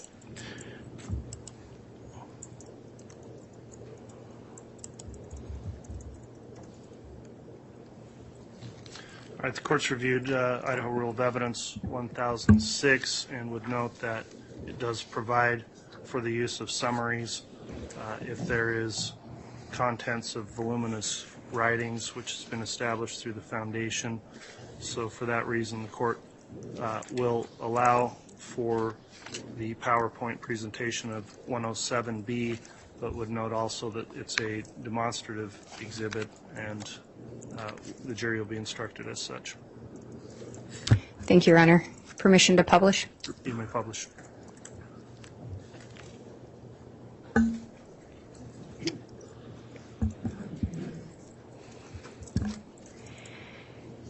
And I think I'd ask, so just to clarify, did you review some search history linked to a Homer J. Maximus account? Yes, I did. Did you determine who is identified as owning or being linked to the Homer J. Maximus account? I did. And who is that? Alex Cox. And through your investigation, did you learn who Alex Cox is or was? I did. And who is that? Alex Cox is the brother to Lori Vallow Daybell and is also the uncle to JJ and Tylee. And in looking through these searches, were there some searches that stood out to you? There were. And what were some of the searches that stood out? So throughout our investigation, this was But I'm going to object that he's just going to read directly from the PowerPoint. And Your Honor, I don't even think he started to read from it. He was providing explanation. All right, I'll keep the objection in mind, but you can go ahead and answer the question, Detective. Throughout our investigation, this was an ongoing and a joint investigation with several different agencies: Fremont County, Rexburg PD, Arizona, and the FBI. Throughout the investigation, I learned of the attempted shooting on Brandon Boudreaux. I also learned of the homicide on Charles Vallow. I also learned of the two missing kids, JJ and Tylee. And then Fremont County started their investigation into Tammy Daybell. Looking through Homer J. Maximus and the Google search, there were a couple dates that I was looking at for my investigation over Tammy Daybell. But while looking through those and having all the information in my head, these other dates stuck out with me when I saw them. The first date that stuck out was the October 1st. October 1st, Alex Googles the address of the 3875 East Phelp in Gilbert, Arizona. this address is known to where Brandon Boudreaux was living at the time. The next day he searches the same address, but he searches directions how to get to that address. This search was done at 7:15 a.m. and later on in the morning, Brandon Boudreaux was shot at. And were you able to determine, or did you see if that address was ever searched for again related to the Homer J. Maximus records you reviewed? I did not see any other searches after that. And you had talked about some specific dates that you were looking at involving the investigation into Tammy Daybell's death. What were some of the specific dates you were looking at related to Tammy? The specific dates that I was looking at was through October, around the 7th, the 8th, and the time of the attempted shooting, and later on.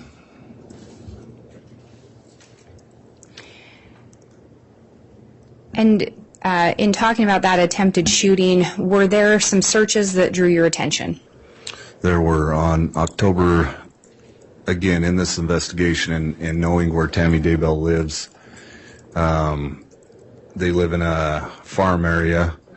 Behind their house is a very big open field, a river, several hundred yards behind their house on the east side. And so looking through Homer J. Maximus on October 8th, it was discovered that Alex had Googled 6.5 Grendel drop from 100 to 200 yards and also 100 to 300 yards. This was significant because at the time of my investigation, I felt that Alex was trying to figure out where he needed to be at the time and have an accurate shot on the attempted shooting of Tammy Daybell. And at some point, did you learn or did you review where Alex Cox's data location showed him to be on October 9th, earlier in the day?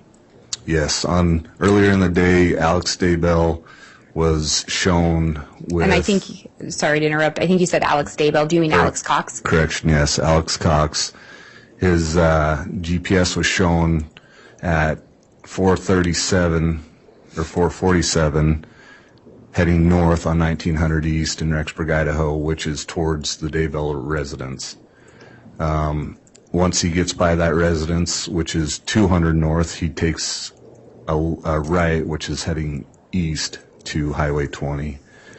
Once he gets to Highway 20, he turns around and makes that route again around the Daybell residence. This all happens in between the 4:47 time and the 5:03 time. During my investigation, what I feel that he was doing was scoping out the area of Tamara Daybell's home. Objection. This is speculative. I will sustain that, and Move to strike. the answer will be stricken, and please don't consider that last response, ladies and gentlemen of the jury. Did you review any searches conducted on the Homer J. Maximus account for October 9th of 2019? I did. And what, if anything, about those caught your attention? Alex Cox on that day also Googled how to make a ghillie suit, on that date he searched the muzzle energy of a 6.5 Grendel and I'm going to object to him.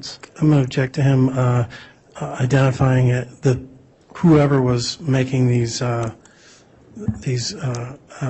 queries as being a specific person. I don't think he can prove that. I think that's speculative. All right. I think there should be a clarification that these were searches attributed to the email, but maybe not that we knew an individual made the searches. Thank you. And just to clarify, these searches were conducted on the Homer J. Maximus account? Correct. And who was that account linked to during your investigation? During my investigation, that account was associated and linked to Alex Cox. And on October 9th, what about the searches conducted on the Homer J. Maximus account caught your attention? On the 9th, it was the muzzle energy of a 6.5 Grindle. It was also the sizing of Frog Togs, the pants. This was significant. That same day, the Homer J. Maximus. I'm objecting to him indicating that it's a specific person. Again, Ms. Blake, if we could just have response, well, he'll make the responses he makes, but clarify that these are attributed to an email. And I think he had just started to do that as the objection was being made. All right, thank you, Ms. Blake. The Homer J. Maximus email and the device that's associated with was shown at Sportsman's Warehouse in Idaho Falls. Through our investigation, we learned that someone had purchased Frog Tog pants, flip mitts, and a winter hat that can turn into a mask. And was that purchase made at the same time the Homer J. Maximus, the device linked to Alex, was at the Sportsman's Warehouse? Yes. And then the attempted shooting, in fact, took place on October 9th of 2019, is that correct? Correct. Did you look at some searches subsequent to that date? After that date, on October 9th, when I was looking, it stuck out to me that account of Homer J. Maximus Googled how to prep an AR for cold, how to make your AR function in cold weather, AR cold weather operations, how does Hornady one-shot work in cold, is one-shot good lube for an AR-15 in 0 degrees, how to prep your AR-15 in winter shooting, how to help your AR load in the cold, do steel AR mag rings shrink in the cold. He also did a YouTube search on shooting an AR-15 at 37 degrees below zero. And you reside in the Fremont County area or close by, is that correct? Correct. Are Octobers in Fremont County, do they tend to be cold? They do. Was there anything about this October that you recall with regard to the temperature? On the temperature of this day or around this day, it was 26 degrees.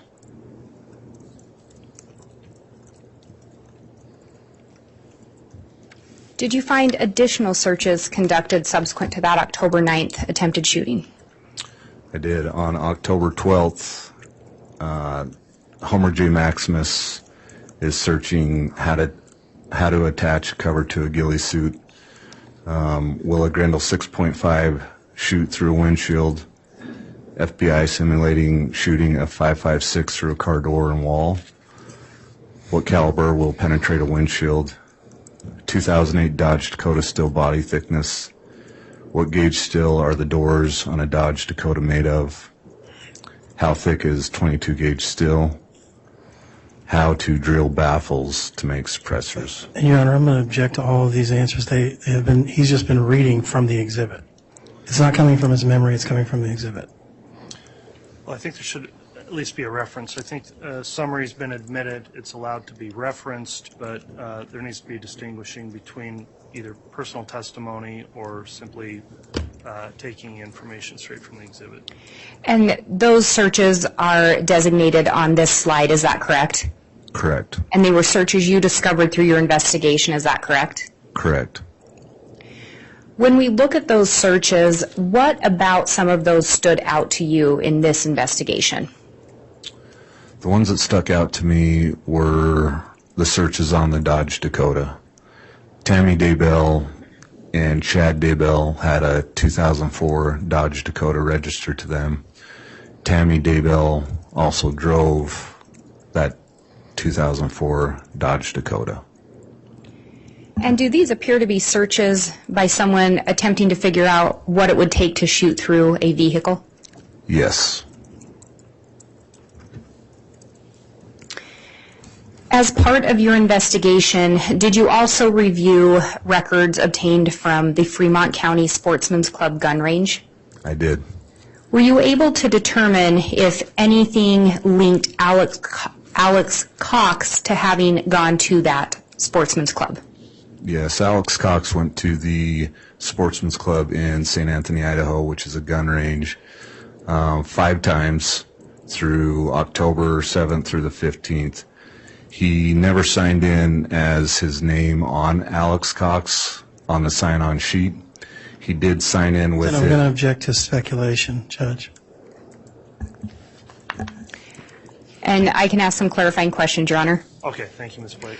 We see on this slide that we're referencing there's a date and a time and then C. Quint. Were you able to determine what the relevance of C. Quint? The relevance of C. Quint is the license plate, except one letter to Alex Cox's vehicle. And are you aware during the investigation of location data placing Alex Cox's device at the Sportsman's Club on these same dates? Yes.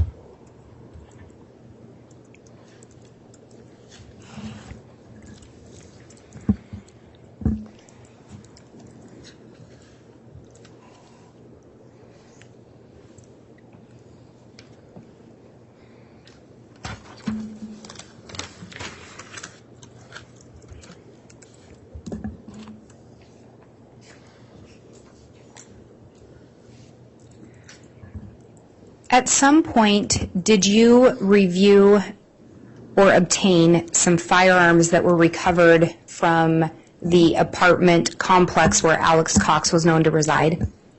I did. Were you involved in the initial search, the execution of the initial search warrant recovering those? I was not. Did that in fact occur prior to your involvement in the investigation? Yes. At some point, did you observe firearms that were recovered during that search? I did.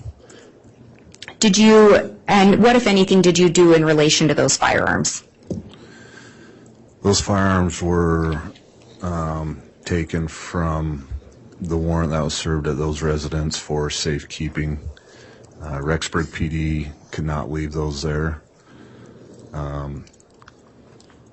Throughout our investigation, it was determined that possibly the attempted shooting on Tammy, and after having those firearms in Rexburg PD, I obtained a warrant to seize those weapons for evidence.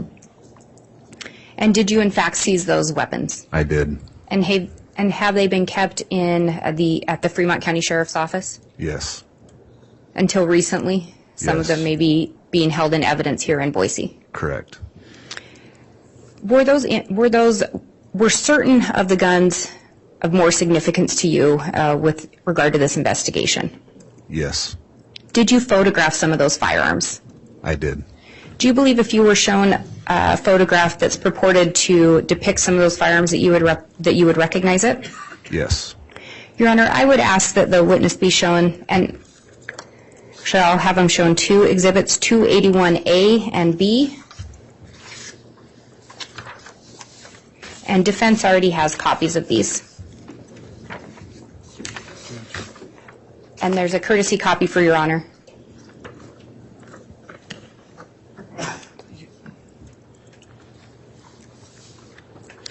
And you've been shown two photographs. Do you recognize those? I do. Are those an accurate depiction of the firearms that were seized from that apartment complex? They are. Did you in fact take these photographs? These ones I did not, no. Were you present when they were taken? Yes. And you can recognize those? Yes. Your Honor, I would ask for the admission of States Exhibit 281B and 281A. Any objection? Yes, Your Honor, may I have Barattiero? Yes.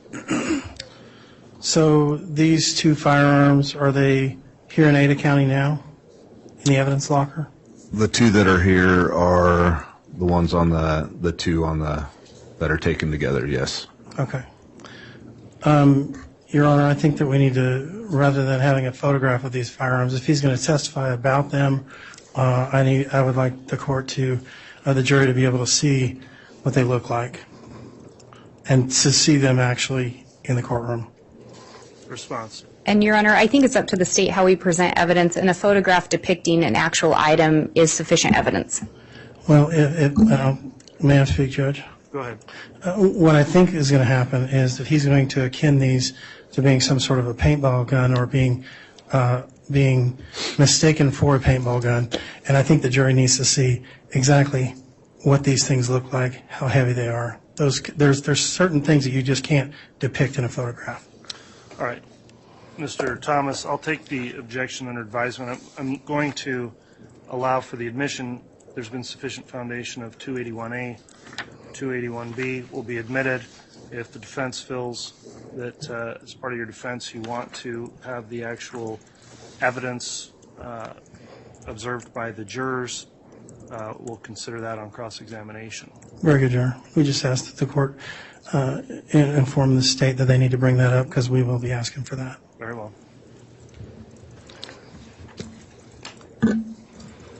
And before we do that, counsel, I'll need to have a meeting with counsel, likely on a break, to discuss the protocols we have for firearms in the courtroom. Very good.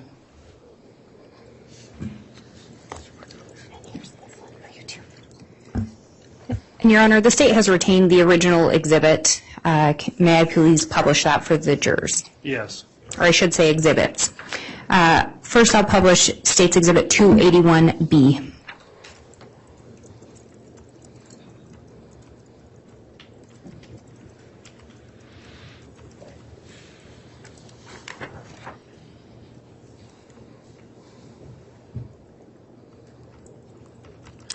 And are those several of the firearms that were retrieved? Yes. What was it about these particular firearms that drew your attention? The one that drew our attention was the bottom one, which is the Alexander Arms, Grindle 6.5. And if I publish State's Exhibit 281A,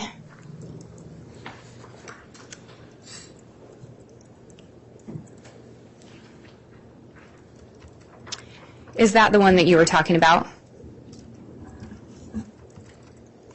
Or was it the top one? No, that is not the one I was talking about. That bottom one right there, the black one. And what particularly was it about that firearm that drew your attention? When Tammy Daybell first called in the attempted shooting, she described the rifle as a paintball gun. Out of the firearms that were seized at the residence and after looking at all the firearms, this one stuck out because it has a larger scope on it, which could be mistaken as a hopper, which Tammy described. And a hopper is something on a paintball gun? Correct. A hopper is on a paintball gun that holds the paintballs inside of it. Do you have experience shooting paintball guns? I do. Can you tell us a little bit about that? Growing up, used to shoot them all the time. We also use them currently in SWAT trainings and room clearing.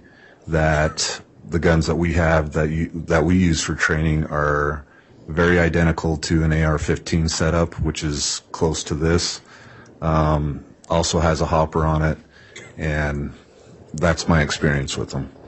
Are you also familiar with AR-15s? Yes. And can you tell us a little bit about your experience with those? Experience with those is training throughout my law enforcement career and shooting them prior to. You can put several different accessories on them and optics on them.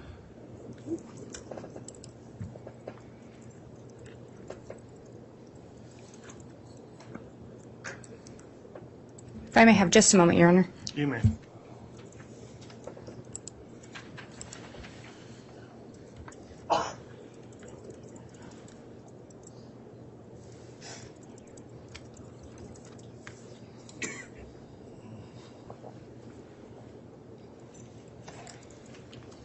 Your Honor, may we have a brief sidebar? Yes. All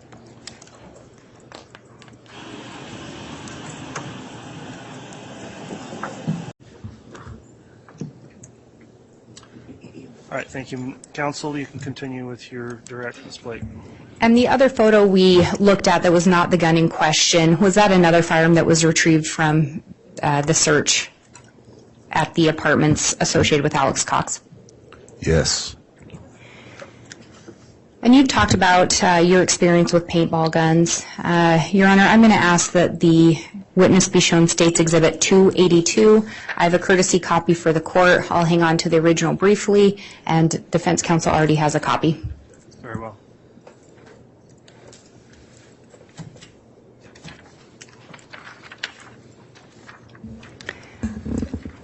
Do you recognize what's just been shown to you? I do. And do you recognize the first image depicted there? I do. And is that the firearm that you've been referencing? Yes, that is the Alexander Arms Grendel 6.5. And the second item there, do you recognize that image? I do. And what would that be depicting? That is a Tippmann paintball gun. And that is just an example of one, correct? Correct. That was not recovered from anywhere? It was not.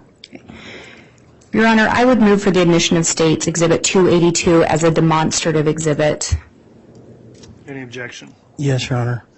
It's inflammatory. It does not depict what was actually seen that night. There's no way of knowing that. There's been no foundation as to what paintball gun was used that night, or if any at all. I mean, it's just inflammatory, and it's more prejudicial than probative at this point, even as a demonstrative exhibit. And Your Honor, if I may respond. Go ahead. We did actually hear a description of the firearm in that email sent from Tammy to her son, specifically referencing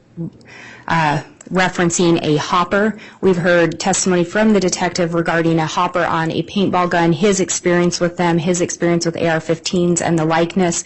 In addition, we've clearly established that this is not that the bottom one is not a firearm that was recovered, and that it is simply for demonstrative purposes.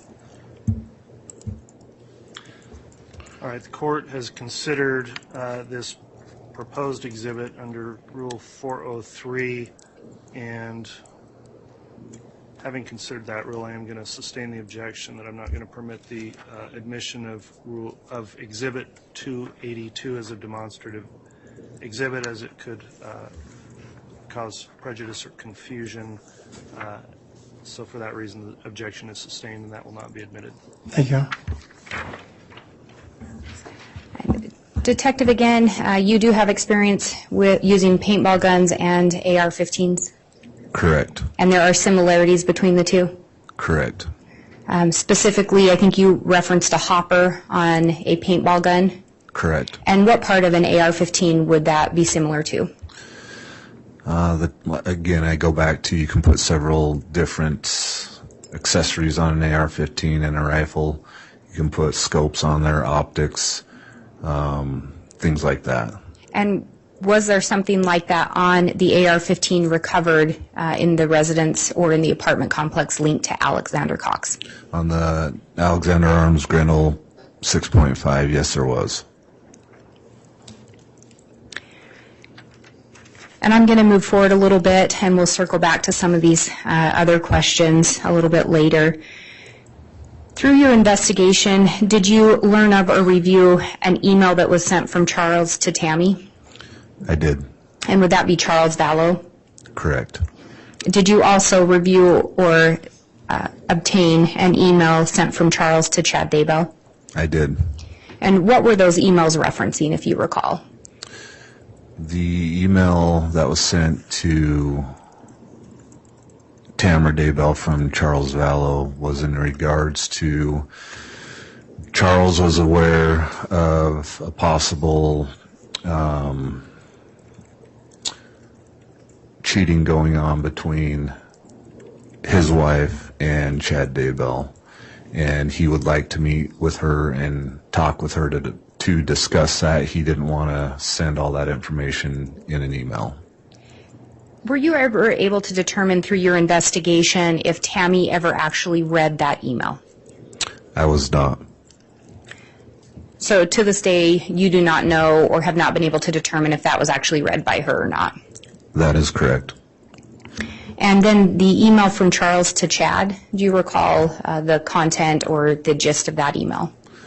The email from Charles Vallow to Chad Daybell was sent on the same day, and it was in regards to Chad needed to stop talking to his wife, Lori, and tell his wife, Tammy, what was going on. And those emails were sent prior to October 18th or 19th of 2019? Correct. And moving forward a little bit, did you end up conducting or requesting a geofence warrant for several locations at some point in your investigation? I did. What locations did you request those warrants for, or that warrant for? The two locations that I requested a geofence warrant was for 202 North, 1900 East, which is Tamara and Chad Daybell's residence. The second geofence that I asked for was at 3462 North Salem Highway, which is the LDS church just down from the Daybell residence. And what date range did you request on that warrant? From October 18th into October 19th, 2019. Did you request a certain perimeter? I did. I requested 150 meters perimeter. And did you request the 150 meters for each location? Correct. And with regard to it, and was that warrant actually granted? It was. Did you receive responsive documents? I did. Did you review those? I did. When you get responsive documents on a geofence warrant, can you talk us through a little bit about the process from there or what you did? When we get a signed warrant from the judge granting us that, law enforcement needs to go onto the Google website and go into their law enforcement portal. At that time, the warrant is entered into their law enforcement portal, and Google will respond with any information that is granted on that warrant. Once I got the information back from Google, it came back with what's called a Google identification number. And when you get those Google identification numbers, what, if anything, are you looking for or do you do with that information? So when we get the Google identification numbers, that number does not tell us who that number is associated with or who that number belongs to on a device. We then have to write another warrant for those numbers to Google with the same process, and Google is able to tell off those numbers what device that's connected to and who is associated with that device. Were there certain Google identifier numbers that you ended up requesting additional information for? There was 4. And why did you request for those 4? What were you looking for with those Google identifiers? So when I first got the Google identifiers back on my first warrant, I met with Detective Stubbs with Rexburg PD. We had gone through those numbers and went through the 2 geofences that were requested and went down and scaled it down from numbers that had been going through the first geofence into the second geofence. Those numbers were then taken and another warrant was wrote. During that process, I was informed by Detective Stubbs that he had recognized a number off of my geofence warrant. That number, he had previously wrote a warrant which was associated with Homer J. Maximus, which returned to Alex Cox. With regard to the 4 that you followed up on, did you determine there was any connection in relation to your investigation? On the numbers that I received? The ones not linked to the Homer J. Maximus account? I guess let me back up and ask it this way. With those 4 numbers, did you do any follow-up? I did. And based on your follow-up, did you determine that those numbers had any connection to your investigation? Yes, and they did not. Did you actually speak with the individuals or determine why they would have been in that area? Two of them I did speak with. The third one I could not get a hold of. I did do some research on Facebook and found out where he lived, and it ended at that because I couldn't get a hold of him. And did he live within the vicinity of where these geofence warrants were being conducted? He did. He lived north of the Daybell residence off of Trapper Lane. And with the geofence warrant, do you know what kind of data that's looking at, whether it's GPS, Wi-Fi, or cellular? The geofence warrant goes off of wireless information and GPS information. So it does not include the cell data information? Does not. That I'm aware of. And you indicated that Detective Stubbs recognized one of those Google identifiers as belonging to Alex, or as belonging to a device associated or an account associated with Alex Cox. Is that correct? Correct. Did you do further investigation to determine, well, I'll back up, which location was that device? You said you did a warrant for two different locations. Which location was the device associated with Alex Cox showing at? That device was shown at the Salem Church. Were you able to determine approximately what time frame that device was showing as being there? That device was shown at the Salem Church at 10:07 p.m. on October 18th, 2019. At some point, were you able to determine the last point or data point for that device at the Salem Church? That device was shown there from 10:07 p.m. to 10:45 p.m. And then at that point, did you have any other hits or data points within the vicinity of your search warrant for that device? I did not. Did you, through your investigation, learn of another data point later that night associated with that device? Yes, at 11:53 p.m., that device, or Homer J. Maximus, connected to a device, was later picked up on Wi-Fi 7 minutes away on Highway 20 from the Salem Church. Through your Google search warrant, or the Geofence, did you locate a device associated with Chad Daybell in either location? I did not. Through your investigation, did you learn of or review statements made by Chad Daybell as to his whereabouts on the night of October 19th into the morning hours of, or October 18th into the morning hours of October 19th? Through other interviewers and deputies, Chad Daybell had made statements that he was at home. And yet none of his devices were showing within the geofence? Correct.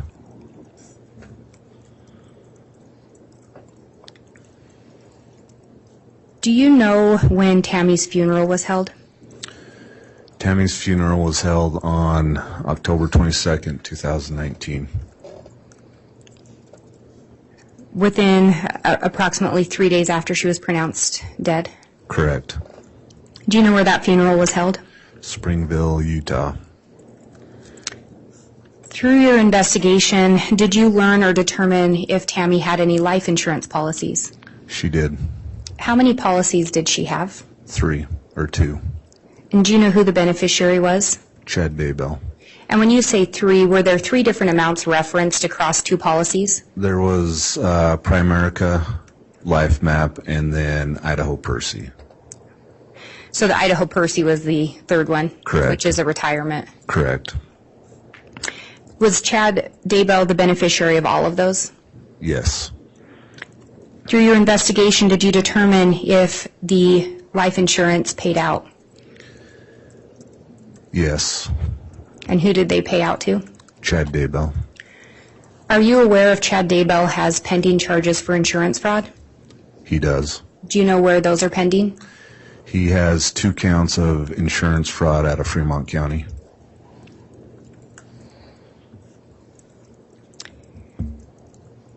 And, Your Honor, I think with the additional questions I have for this witness, we discussed in a sidebar maybe breaking and reconvening with additional questions after lunch. Okay. We will go ahead and take our lunch recess at this time. We will try to get started again just before 1 o'clock, probably 12:50 or 12:55. All right, please. It's not tracked, but it's right.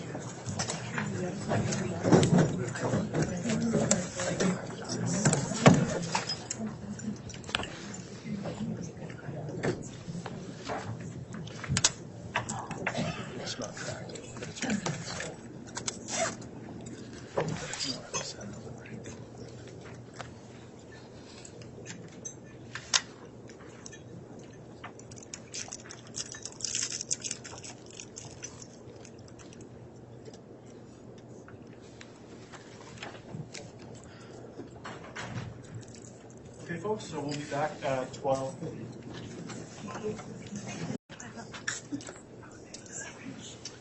Thank you. Please be seated.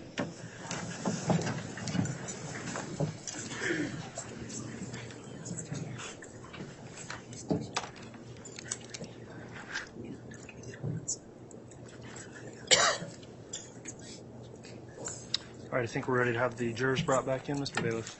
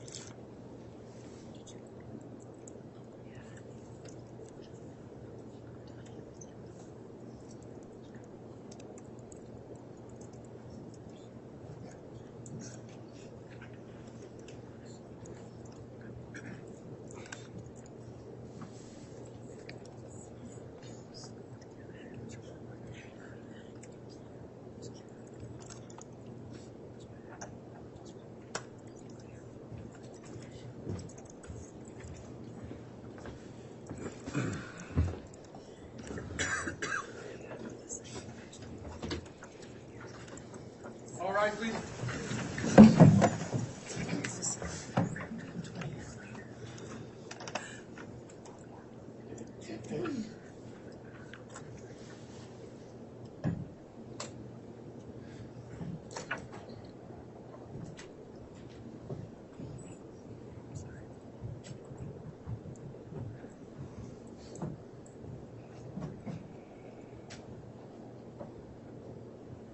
Jury's not present, counted for, Your Honor.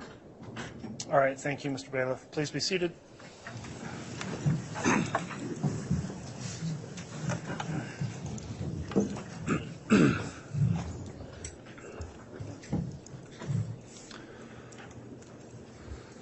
All right, we're back on the record on KCR 22211624, State of Idaho versus Lori Vallow. Completed the lunch break. Jurors are all present and accounted for. Detective Kaya Kamanu is on the stand still. I'll remind the witness you're under oath, and the state is continuing its direct examination, I believe, at this time. Yes, Your Honor. All right, Ms. Blake, if you'd like to continue with direct, you may.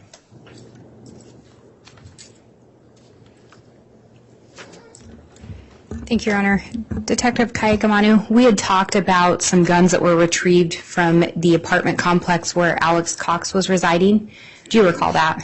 Yes, And one gun in particular seemed to draw the most attention from you. Is that correct? that's correct. And what type of firearm was that again? That was the Alexander Arms Grendel 6.5. And do you believe if you were shown that firearm again, you would recognize it? Yes, Your Honor, I believe that we do have the firearm here. If we could have it brought into the courtroom. I believe it states Exhibit 280. Exhibit 280. I believe it's 280. All right. I'll make sure to have the detective properly identify it to make sure I have the correct exhibit number. All right. We'll have the firearm brought into the courtroom. As we're doing that, let me just advise you, ladies and gentlemen of the jury, any firearms that are offered into evidence in the case, we'll make sure are unloaded. There's no ammunition anywhere in the courtroom for any firearms that would be admitted into evidence. The firearms also, steps have been taken to render them inoperable. I'll have the bailiff explain that a little bit more once the firearms brought in here. The firearms will not be handled at any point by the jurors, either during trial or during deliberations, but may be available for inspection with the assistance of law enforcement. And with that in mind, we'll have the law enforcement bring in the firearm that would be State's Exhibit 280.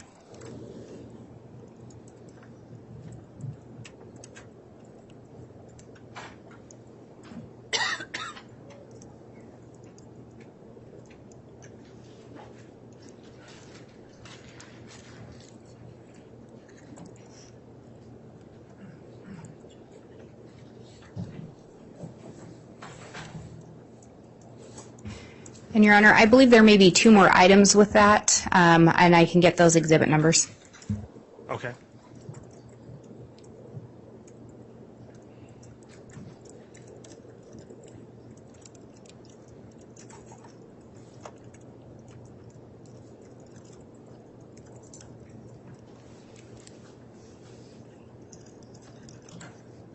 And Your Honor, may the witness leave the stand to review those items, or do you want them handed to him? I think it'd be best if he did step down and just personally review the items and then can return to the stand for foundational questions. So, Detective, if you'd like to step down, you can go ahead and observe the items there on the table. And there are three items there. I believe the other two are going to be State's Exhibits 278 and 279, but I will have the detective identify those first, what they are. All right. So the gun itself is 280, is that correct? Is that in fact the AR-15? this is the Grendel 6.5. And I can have him say that into the mic if the court would like, but yes, so that would be Exhibit 280. Okay.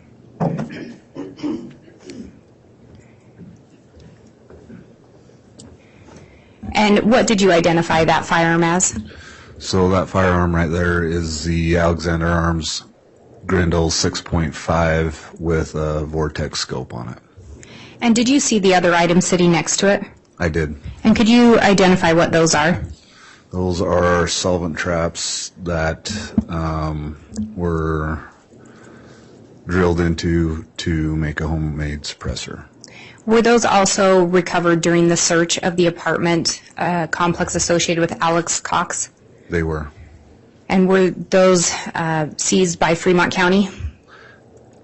They were first seized by Rexburg PD for safekeeping, and then Fremont County seized them on a search warrant, yes.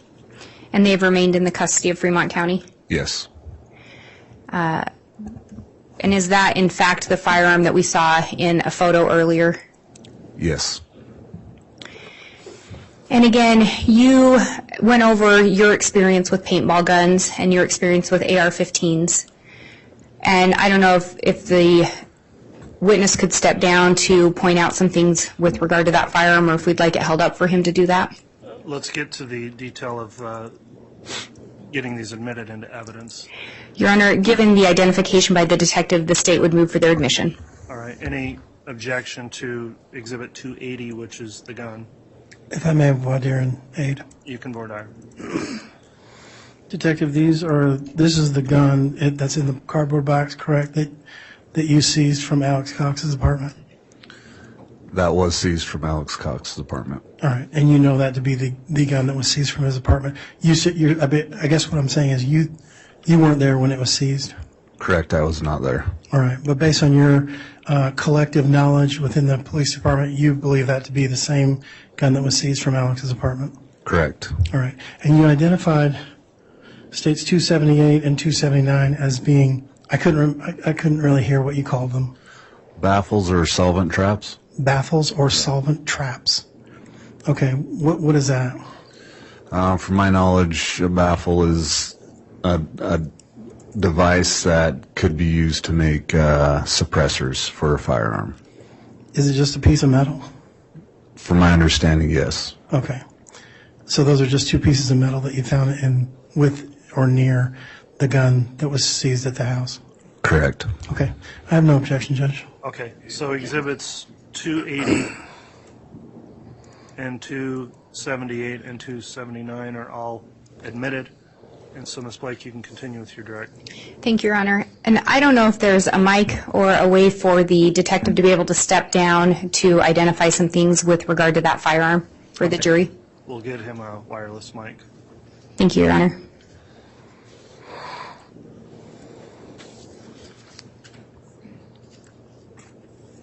And while we're waiting for that, you talked about those pieces of metal. Would those also be referred to as silencers Correct. in common lingo? Yeah, they could be. And if you could step down and approach that exhibit 280.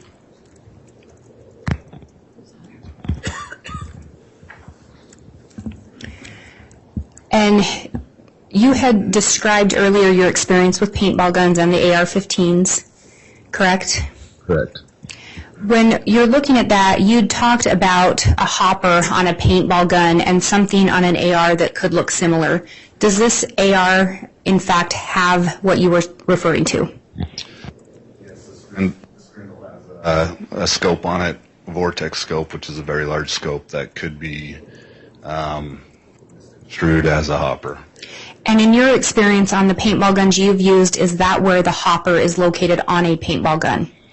The hopper on a paintball gun can sometimes come off of the side of the gun and come right up to on top of the rail.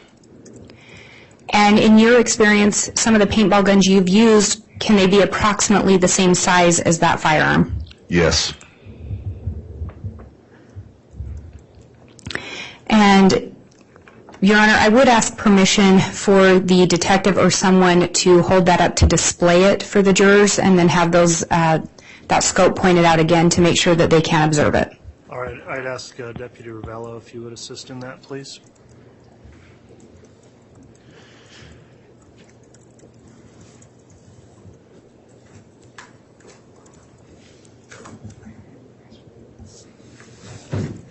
And Detective Kaikamanu, if you could just go over and point again where you were saying that scope is to make sure the jurors can see it. Again, right here is the vortex scope that comes down on the top of the rail of the rifle. And if you could describe again where the hopper is sometimes located on paintball guns you have experience using. Before we answer, Mr. Thomas, would you like to go where you can observe what's being pointed out? Thanks, Judge. All right. And, Your Honor, would you like me to have him point out that scope again once Mr. Thomas is there? Now, yes, thank you, Ms. Blake. So now that, Mr. Thomas, can you see? Yes. Detective Kaikamanu, can you once again point out where that scope is that you're referencing? So again, the vortex scope is on the top of the rail of the rifle. And in your experience working with paintball guns, can you indicate again where the hopper is located? On a paintball gun, paintball gun comes out the side and comes up right above the rail of the paintball gun.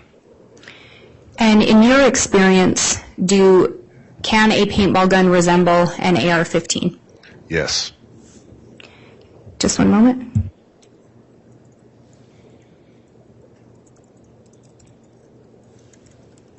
And I don't have any additional questions at this time, Your Honor. Okay, thank you, Ms. Blake. Go ahead and just have the exhibit set down on the table there. Thank you, Mr. Bailiff.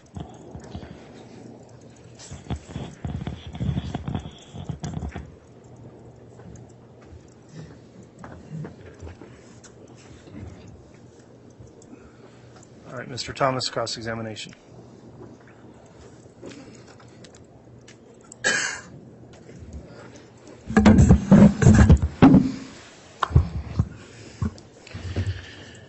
Detective, how are you doing today? Good, how are you? Good, good.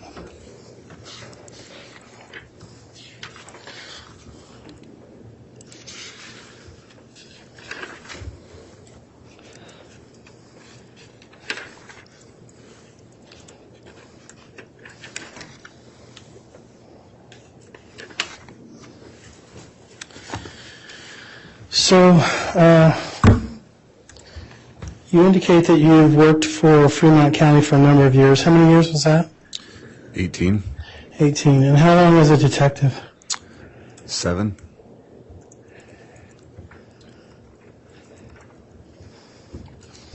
And you indicate that you're a lieutenant over the detectives at this time? sergeant over detectives. Sergeant. And how long have you been the sergeant over the detectives? Approximately year and a half. Okay. So you were just a regular detective, and now you're the sergeant over the detectives. Is that right? Correct. There hasn't been any move back to patrol or back to another capacity in the sheriff's office in the last 7 years? You've been in the detectives division? Correct. Okay. All right. You indicate that you had some special training. You went to post. Did you go to college anywhere before post, or? I did not. Okay.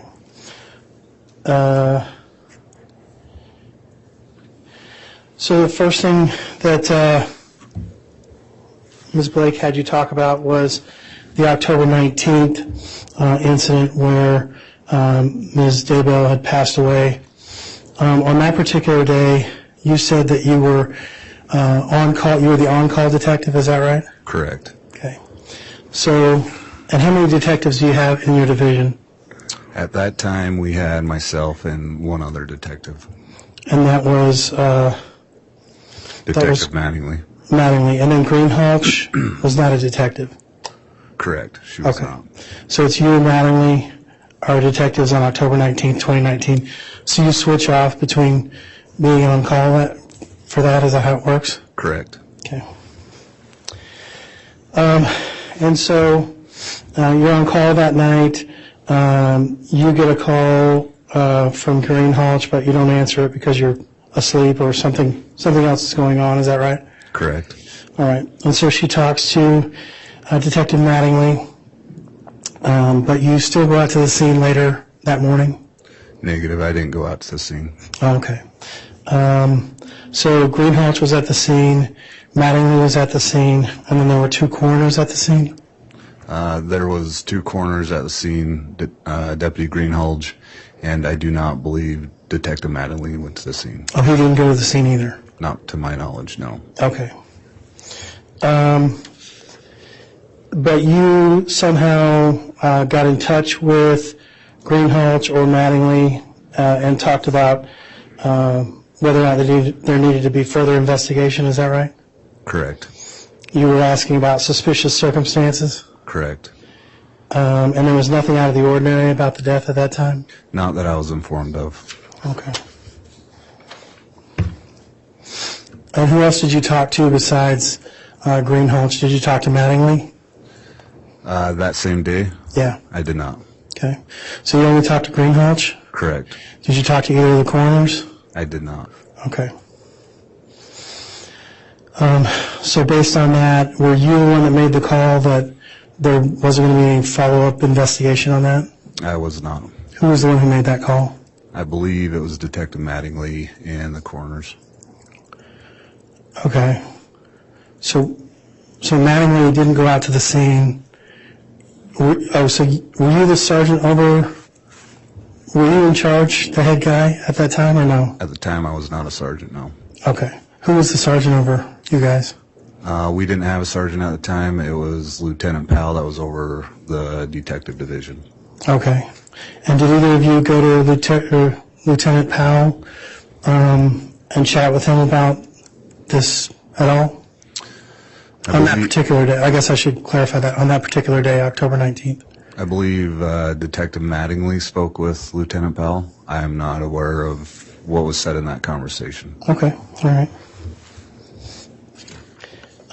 But then you indicate that a couple weeks later, you got involved with, or the Fremont County Sheriff's Office got involved with Tammy's death, right? Correct. And you got involved in March of 2020. Yeah, around that time. Okay. Yes.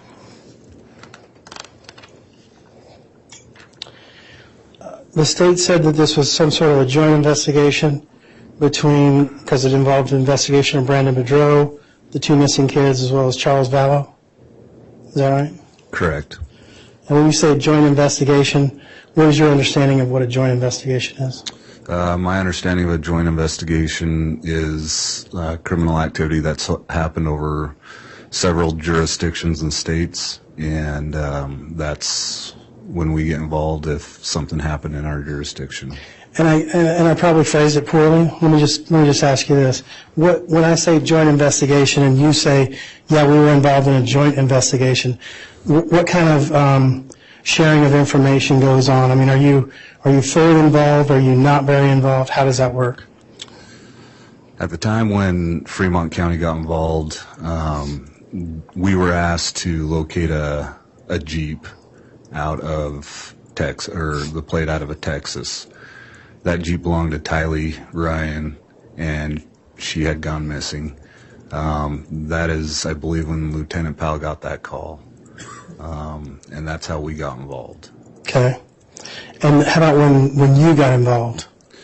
When I got involved, it was already underway with the attempted shooting of Brandon Boudreau, the homicide on Charles Vallow, Tylee and JJ missing, and then the suspicious death into Tammy Daybell.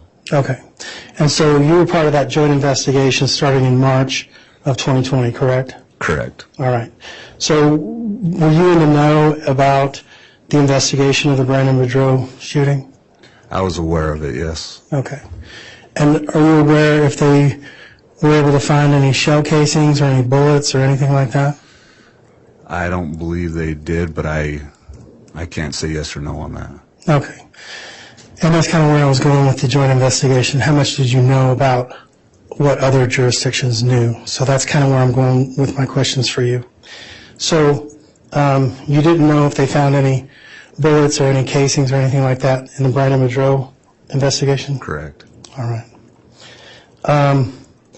And then you started investigating the attempted shooting of Tammy Daybell. Were you the point man on that? I didn't investigate that. I looked into that report, and no, I was not the point deputy on that case. Who was the point on that case? Deputy Coulter Cannon. Okay. All right. So when you say you looked into it, what do you mean you looked into it? When I got involved on Tammy Daybell's death, I had figured out that previous we got a call for an attempted shooting at that residence. And so that's when I read his report and started looking into it that way. So you read Coulter Cannon's report? Correct. Okay. And then there was an email that was circulated and that was actually brought into evidence. You recall that this morning? If you're referring to the one that Tammy wrote to Mark, then yes. Yes, I'm referring to Exhibit 291. Can I take a look at 291, please?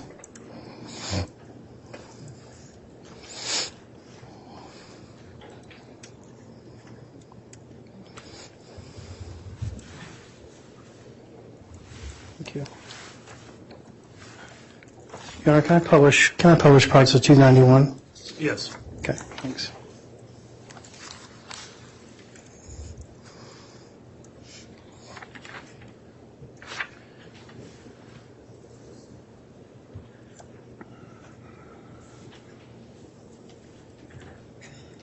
So this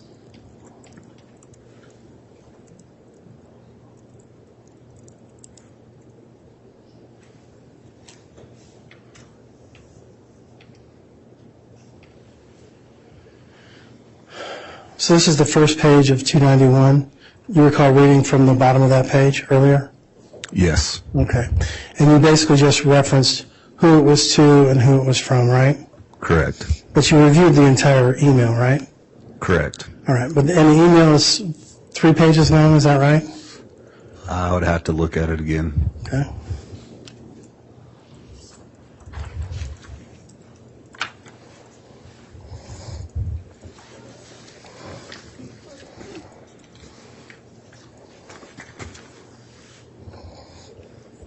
That's correct. Okay.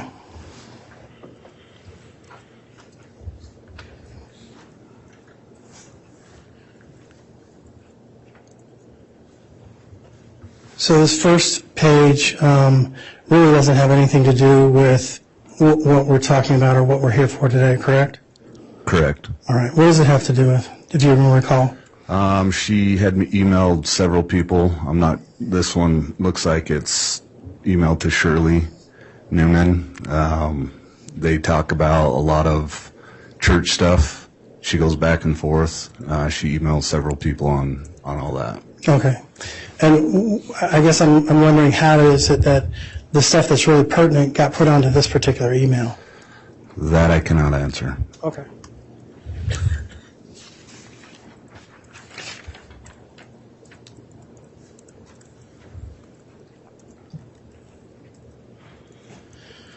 So now I'm flipping to page 2, and what is that email, what is that portion of the email about?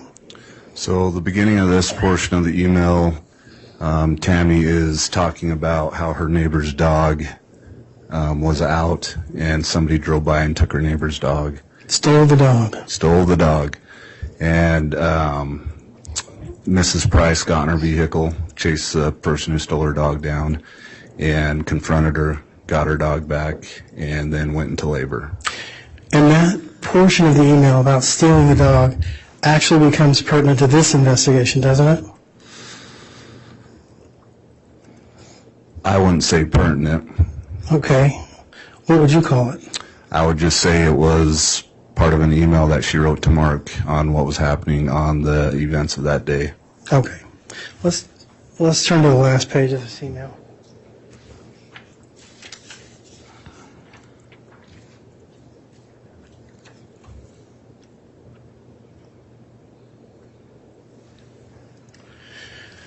So the last page of this email, the first full paragraph, starting with his theory. Do you know who he is when they're talking about his theory? She is referring to Mr. Price. All right, and Mr. Price is referenced in the line just above it, right? Correct. All right, and that's how you know that it's Mr. Price. Correct. All right, would you go ahead and read that paragraph for me? His theory is that the crazy dog lady brought her husband back to steal the dog again. They had parked down the road, and he had snuck through the cow fields. He was going to cut through the front yard when I pulled up and startled him. He didn't know what to do, so he panicked and tried to menace me with the non-real gun, and then ran off across the field, which would explain why he ran to the north side of the house and why I never heard a car and we couldn't find anyone or him anywhere. It's actually a pretty good theory, and Matt is going to do some amateur sleuthing since the lady told Regan where she lives. I'll keep you posted if we ever figure anything else out. Okay. And so when you followed up with this and you talked to Matt or talked to Regan, what did you find out? That's what was happening, and that was his theory. And when you talked to the guy, the lady that stole the dog, when you talked to her husband, what did he have to say? I didn't talk to him. You didn't follow up on this lead? I did not. You didn't think it was a credible lead? I did not. Okay.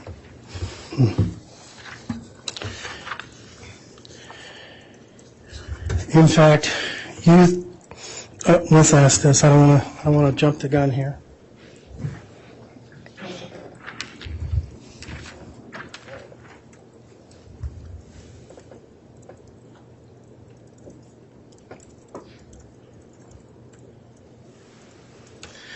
So I'm turning back to page 2. let's read the first full paragraph from the bottom. It starts, I think I was a bit in shock. Can you read that for me? What paragraph? Just above, it starts out with, I think I was a bit in shock. I think I was a bit in shock because I said, what do you think you were doing? Then I noticed a rifle was actually a paintball gun. It had a hopper on it. The guy started pulling the trigger, and I could just hear the clicking and whooshing sound of an empty paintball gun. He stayed standing by the back of the car, just pulling the trigger while pointing the gun at me. For some reason, I just kept asking him what he thought he was doing. At that point, I was actually more annoyed than scared because he was standing between me and the door. And he didn't step towards me or even say anything. The scared part came after when my brain thought of what things could have happened. Okay. So, let's take this a little bit at a time here. She's talking to the man, right? This is what she says in her email. What do you think you're doing, right? Okay. So she identifies that he's close enough to her to at least have a conversation. Did you follow up with how far she was from this person? Again, I didn't do the investigation at this point when this call came out, so no, I did not. Okay. But you said you followed up on stuff. Correct. This isn't one of the things you followed up on? I did not have a chance to talk to Tammy Daybell by the time I got this case. Okay. And it says the guy started pulling the trigger, and I could just hear clicking and whooshing sound of an empty paintball gun, right? Correct. All right. So when you fire an AR-15, or I'm not sure if this is an AR-15. Is this an AR-15? This is an Alexander Grendel 6.5. Right. And for the normal person like me who doesn't have assault rifles, is this considered an assault rifle? It's on an assault rifle platform, yes. Okay, so it's an AR, just not an AR-15. It would be an AR Grendel 6? Correct, 6.5. Okay, 6.5, sorry. Okay, so when firing, have you ever fired one of these? Not Grendel 6.5, no, I have not. Okay.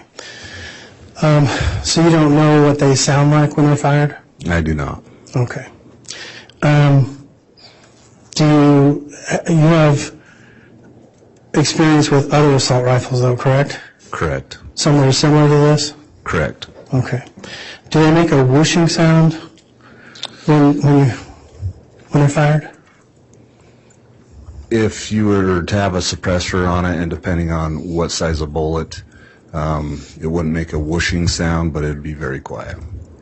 Okay. So when you say what type of bullet, you would have to actually have a subsonic type of bullet, right? Correct. Something that is a specialized bullet specifically for guns that you put suppressors on, correct? Correct. Okay. And where do you get that ammunition? I'm not sure if you can buy it. Usually people make it. Okay.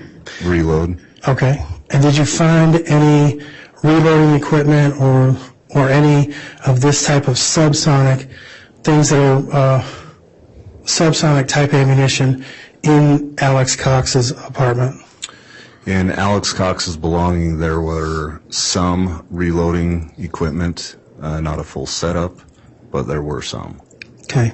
You didn't find any subsonic bullets or subsonic casings? I did not. Okay.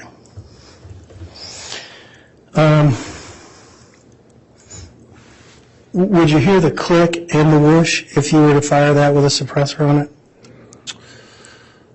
Again, it depends on the caliber that's going through. Maybe a malfunction, you'd hear a click. But other than that, that's about it. Right. But if you would hear the click, you wouldn't hear the whoosh, right? Correct. So you'd either hear a click or a whoosh. Possibly, yes. Okay. But generally not both. Generally not both, yes. Okay. And when this type of a firearm is fired, where does the casing go? It ejects, is that correct? Correct. All right. And it would go somewhere in the general area of where the person who shot it, probably within 6 feet, I'm assuming? Possibly. I'm not sure of the trajectory, but yeah, possibly, unless they had a malfunction and the casing stayed inside the rifle. Well, they had a malfunction and the casing stayed inside the rifle. You wouldn't hear any more clicks and any more whooshing, right? You would hear a click. But no whooshing? No whooshing. Okay. And so, did you later go out to the scene of this particular event and with a metal detector try to find some sort of casings or bullets or anything? I did not go out there. I do know that there was a warrant for that residence, and at that time, several other deputies and officers did do that with metal detectors and tried to locate a casing. Okay. Did they find anything? I don't believe so, no. Okay. When you looked around, you obviously looked around the property, right? Where this bullet would have, the trajectory that it would have gone to? Again, I was not out there. Okay. To your knowledge, did anybody find any bullet holes in any buildings or any of the houses or cars or anything nearby? To my knowledge, no. Okay. But you guys looked? Correct. Okay.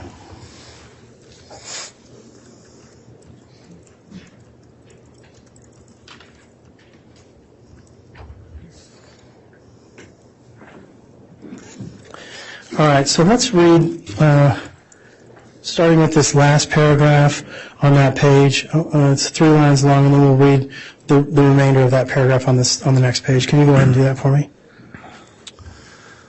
The thought crossed my mind to hit him with my clogging shoes, but first I looked towards the house and yelled, "Chad." The guy ran off around the north side of the house. I ran in the house and got Dad and Garth.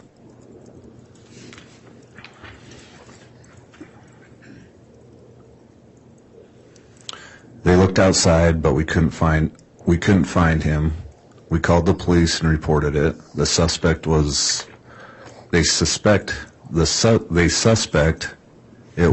a bipolar teenager who lives down the street and walks around a lot.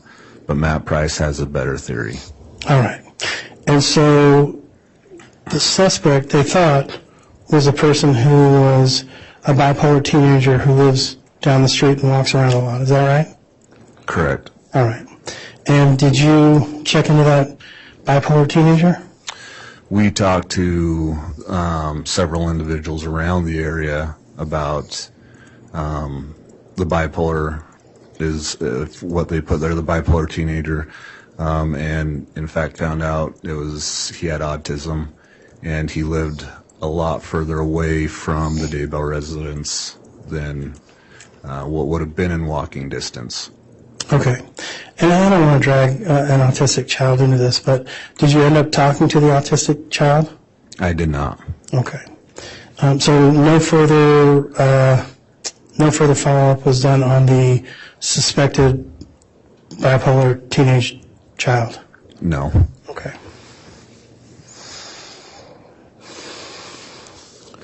So of all the people mentioned in here that it could be, you really didn't follow up talking to any of those people that were mentioned in here? We talked to Matt and Regan Price. Right, but they weren't suspected of shooting Tammy, right? No, that was Matt's theory. Okay. But the people that were suspected, the theories, or the people that were suspected of doing this, you didn't talk to any of them? Correct. Okay.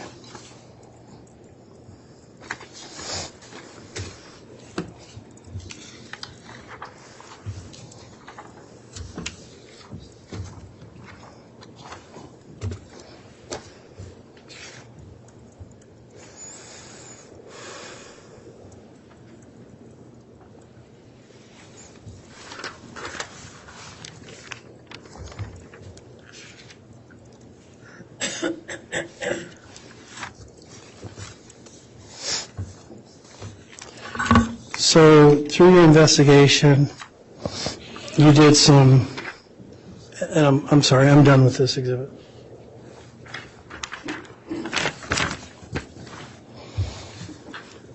Thank you. I would like to now see 107B.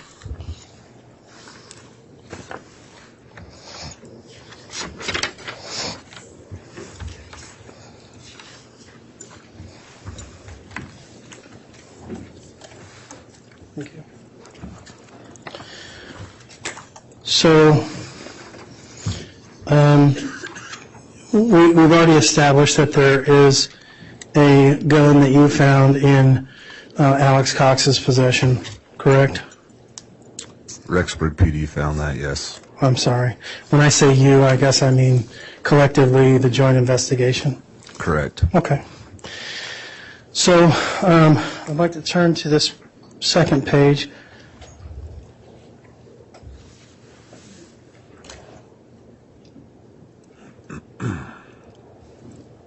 And this is a lot harder than it looks. Getting this thing stabilized.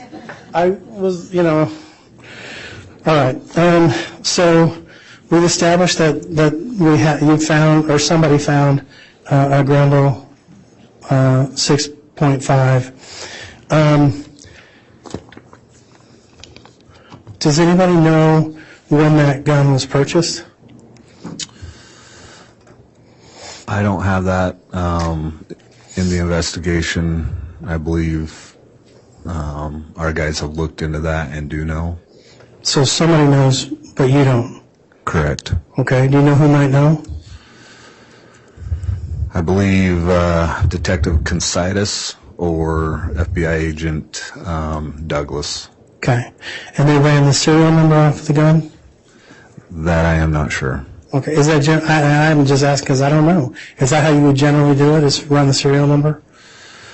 Usually when we collect guns, yes, we run all the serial numbers. I do not know if they did. Okay. And that's generally to see if they're stolen or something like that? Correct. And how would you find the purchase? And again, I've never bought a gun, so I don't really know. But when you purchase a gun, I'm assuming they have to do something with that serial number, or no? Do you know? What do you mean by doing something to it? Well, when somebody sells me something, I get a receipt for it. But do we have to register the gun in some way, or is it just only if it comes up stolen? Is that when they put it in the system? When you purchase a firearm, they'll associate that serial number to whoever purchased it. Okay. So that's how that's done. Okay. And so that's how you track, that's how you're assuming that maybe Detective Consitis found that out? Along with receipts. Okay. So would it be out of the ordinary for someone to search, if they bought a gun like that, to make searches like 6.5 Grendel drop from 100 yards to 200 yards, if they owned a 6.5 Grendel? It would depend what they're shooting it for. Okay. What would you shoot that particular gun for? Usually long range. Okay. Hunting? Depends. I wouldn't purchase that firearm for hunting. Right. It's only for just for target practice or for guys to be machismo and hey, I got a big gun, right? Correct. Okay. So if you go to the range, are you going to want to know what, and maybe, let me just ask you this because I'm not really sure about it either. 6.5 Grendel drop from 100 yards to 200 yards. What does that mean? So the further you're back in yardage in shooting, your bullet's going to drop a little bit. And so with your scope is you need to dial that in. So you shoot to get it accurate from several different yards, different 100 yards, so you can be accurate at one. And usually when you get that sighted in, you kind of stay at that yardage for that. And so when you say that the bullet is going to drop, it's due to gravity, it's due to drift, it's due to wind, those kinds of things, right? Correct. All right. And so if you're target practicing, you're going to want to be on target, am I right? Correct. And the way to know that is to go through the internet, make these searches, find those kinds of things. Is that one way to do it? Yes, it is. Okay. Another way would be to find somebody who has one of these, and you can talk to them, and they can, you can form a club or whatever, and be buddy-buddy, and work it out that way, right? Yes. But if you're new to the area, one of the best ways to do that is to get online, right? Correct. All right.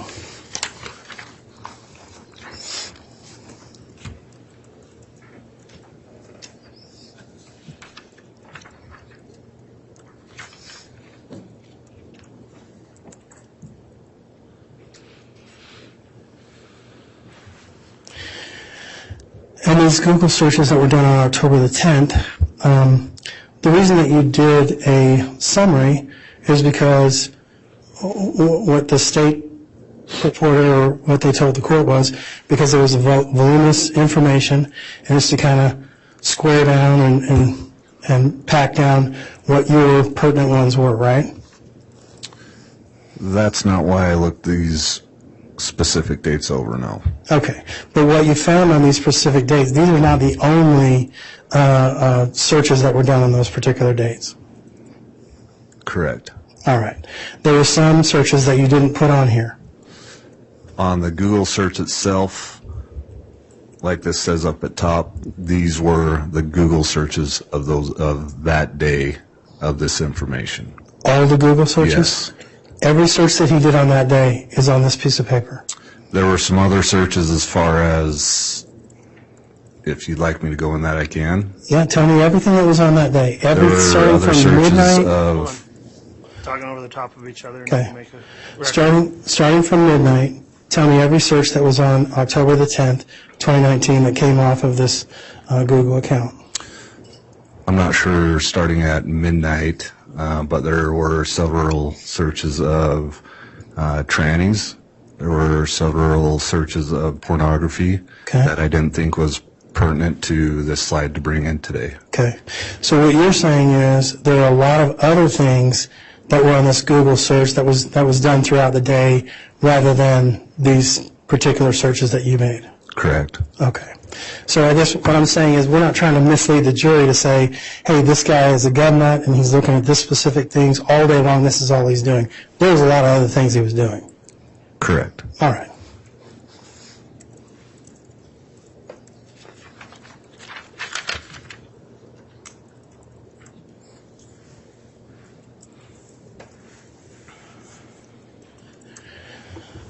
Same thing on this slide. October the 12th, 2019. These are not the only searches that were done on October the 12th, 2019, correct? Correct. There were a lot of other searches. Similar to what I just mentioned. All right. There's a lot of other things going on, right? Correct. All right.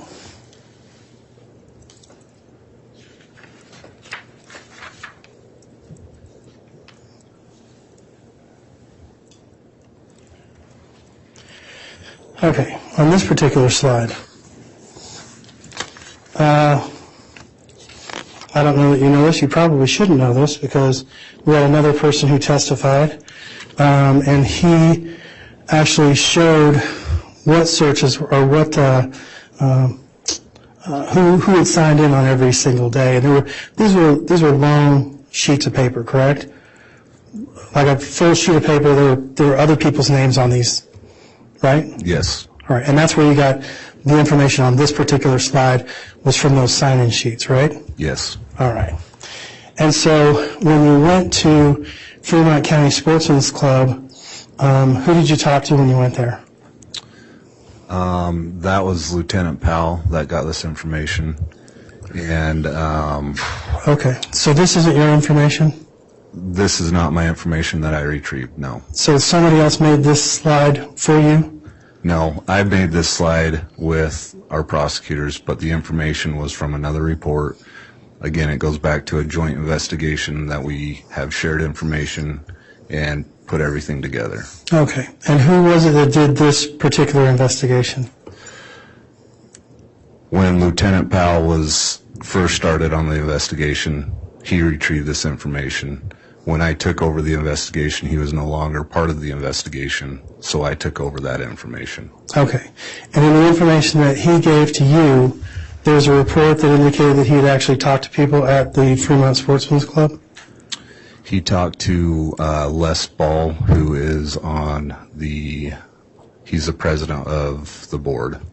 Okay. Of the Sportsman's Association. All right.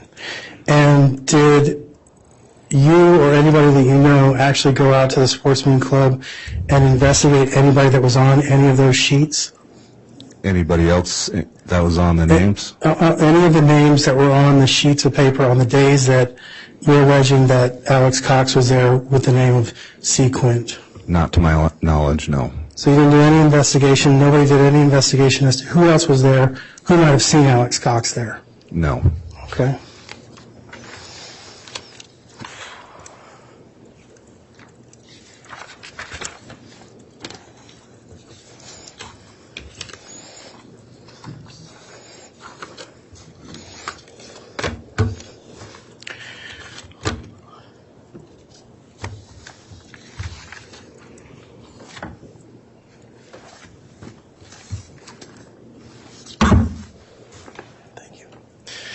So based on the totality of what we were looking at, you're saying that you didn't investigate, and you don't know who investigated the autistic boy or bipolar teenager, and you didn't investigate, or you don't know that anybody investigated the person, the husband who stole the dog, and nobody went out and talked to anybody at the shooting range who may have seen Alex Cox on that day, correct? Correct. Okay. Now, when you did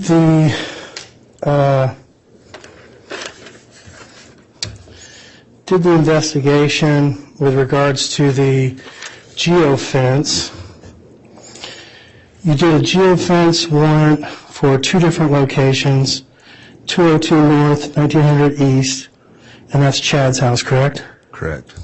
And you also did 3462 North Salem Highway, and that's the church that's about 2.7 miles from Chad's house? 2.6. 2.6 miles? Correct. Okay. And you did a geofence of 150-meter perimeter, is that right? Correct. So how does that work? Do you go from the center of the property 150 yards in either direction, or 150 yards total?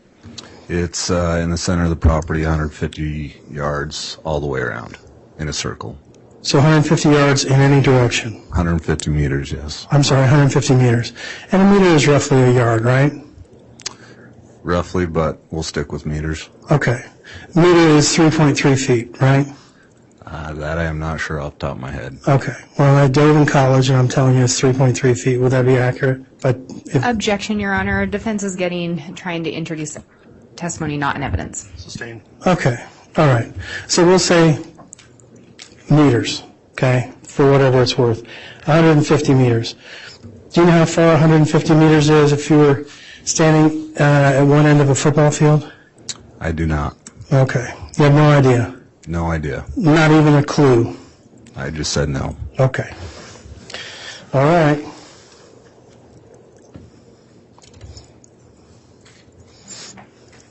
Do you know how many feet 150 meters is? I do not. Didn't bother to check to see how far it was? Objection, Your Honor. Relevance. I think the detective already testified to the distance within the warrant. It's asked and answered. Okay, Judge. So 150 meters, you indicated that you thought that Chad Daybell's phone, or I'm sorry, not Chad Daybell's phone, Alex Cox's phone was in the church parking lot within 150 meters. I testified to a device that was associated with Alex Cox's Homer J. Maximus was pinging in the vicinity of the church. Within 150 meters? Within the 150 meters of my geofence location. Okay. And did you get specific, anything more specific than somewhere within 150 meters? I guess I don't understand that question. Okay. You have a geofence location, which is a large circle, right? Correct. I'm just going to guess. And then you have a pinpoint in the middle of that circle, which would be the dot where everything is focused on, right? Correct. Okay. So is there anything within that larger circle, can you pinpoint in any particular direction or any particular area where this Homer J. Maximus phone was located, or was it the only information you got was it was somewhere within the 150 meter range? It was showing Wi-Fi hits off the backside of the church. Okay. Okay, and that's what you got, was the Wi-Fi hits? Correct. And the Wi-Fi hits came from somebody else's house? Correct. Okay.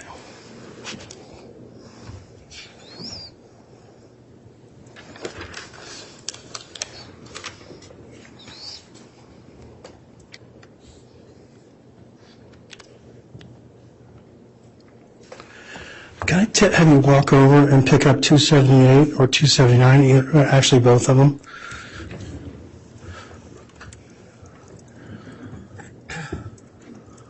And Your Honor, I don't know if he's going to have him walk back to the stand or if we need the handheld mic again. Well, 278 and 279 can just be delivered to him on the stand. That's fine, Judge. Okay, you can return to your seat. Thanks.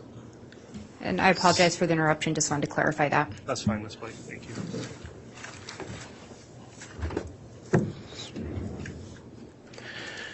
So I think you testified earlier that 278 and 279 were, I forgot what you called them now. Baffles. Baffles, okay. So when I said, so baffle is just a chunk of metal, is that right? Is that what you're looking at? From my understanding, yes. Okay. Is there anything that, I mean, it's a round piece of metal, right? It's circular, kind of like a tube, Yes. and it's solid? Yes. All right. And there's not been any drill holes in it or anything like that? There's a drill hole on both ends. Okay. And does it go all the way through?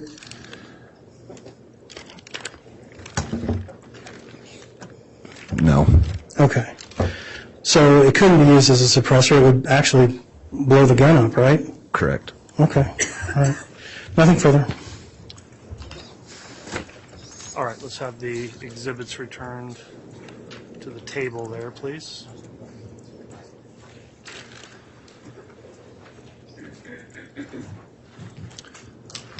Thank you, Mr. Bailiff. Redirect.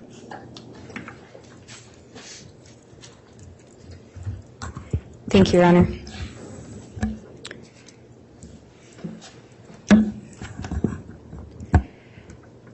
Detective Kaikamanu, you were asked about whether or not anyone else responded out on the morning of October 19th, 2019, besides the deputy and the two individuals from the coroner's office, correct? Correct. And to the best of your knowledge, did any detectives respond out that morning? No, they did not. Do you know why that was? When I called the coroner back after I missed her call approximately an hour later, she had told me that she had already talked to Detective Mattingly and had walked through everything with Detective Mattingly. After that conversation, I also asked Deputy Greenhalgh, again, if anything was out of the ordinary, any forced entry, anything sticking out to her. I was not made aware of anything. I also asked her if the coroner saw anything that was different or out of the ordinary. She told me no. And on October 19th of 2019, were you aware of or had you heard of J.J. Vallow? Of October 19th, Yes, prior to Fremont County becoming involved, had you heard of J.J. Vallow? yes. And did you hear of J.J. Vallow before you became involved in the investigation? I did. Did you hear of him prior to the end of October?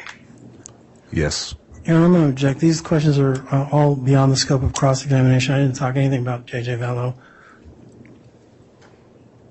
I'll overrule that at this point, Ms. Blake, but it's getting close to beyond the scope, I would say.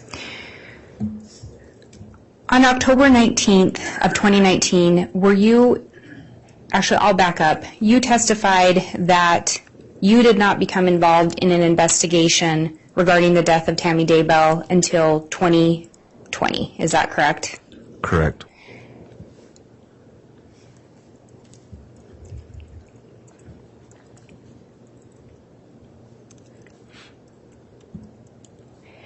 And I think you also testified in response to Cross that when Fremont became involved, they were assisting or looking for a Jeep. Correct. Do you know if that Jeep was reported to have been involved in or suspected in criminal activity? I believe it was. And do you know where that criminal activity would have occurred? In Gilbert, Arizona. Was Fremont County in, and do you know when that request was made, or approximately when?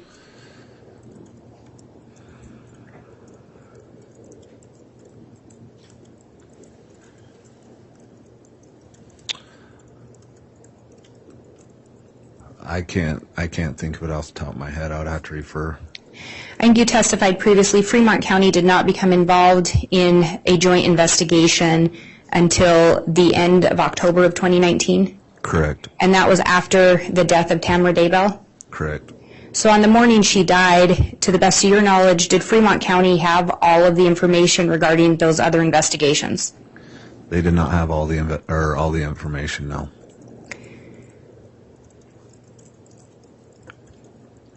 You were asked about why there was some other information on that email that you were looking at. Yes. And at the bottom of that first page, you'd read off the sender, the person it was sent to, and a date. Is that correct? Correct. And then the body of that actual email started on the next page. Is that correct? Correct. So with the phone extraction, would there have been remnants of a prior email? Yes. And that's what was contained on the first page? Yes. And you were asked a lot about the contents of that email, specifically mention of a bipolar teen. Correct. Did that seem plausible to you? No. What about a dog thief or her husband? Did that seem like a plausible suspect? No. The Daybell residence, can you describe the area where it's located? Is it a city? Is it rural? So the Daybell residence is at 202 North, 1900 East, at a crossroads, which is a rural area and a farm community. On the east side of their house and the northeast side of their house is just open field for several hundred yards. It's a farming area and it's very open. Do you get a lot of reports of masked gunmen in that area? No.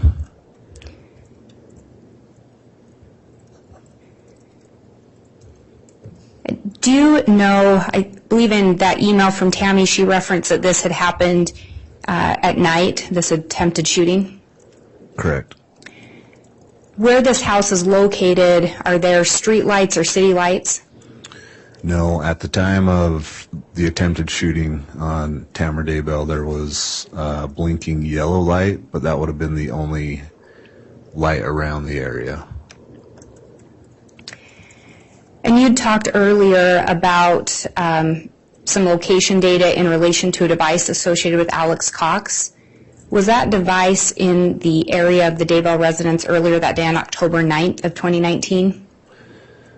The Homer J. Maximus, a device associated with that, yes, there was.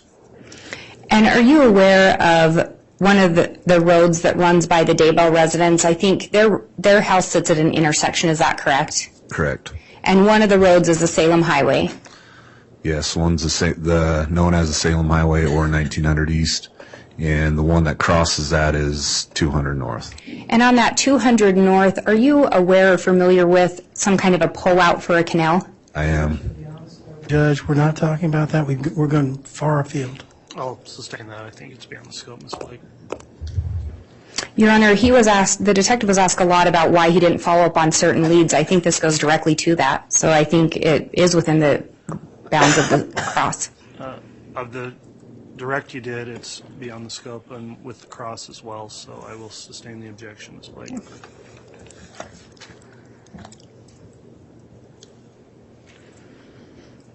With this particular gun that we've talked a lot about, can you tell by looking at it if it is threaded for a silencer or a suppressor?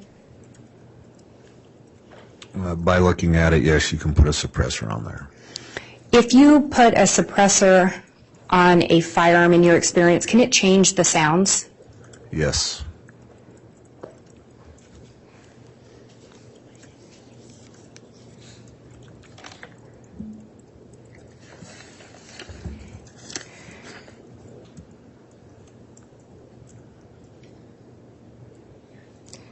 When you conduct an investigation, do you go where the evidence leads you? Yes. Is that what you did in this case? Yes. And is that in fact why you were looking at searches associated with Homer J. Maximus? Yes. And is that in fact why you looked at shooting range logs, specifically looking for anyone or an identifier associated with Alex Cox? Yes. You were asked by defense if you had a chance to talk to Tammy about the paintball gun incident. You responded you did not. Correct. Is that because she was killed 9 to 10 days later? That is correct. I have no further questions. All right, thank you, Ms. Blake.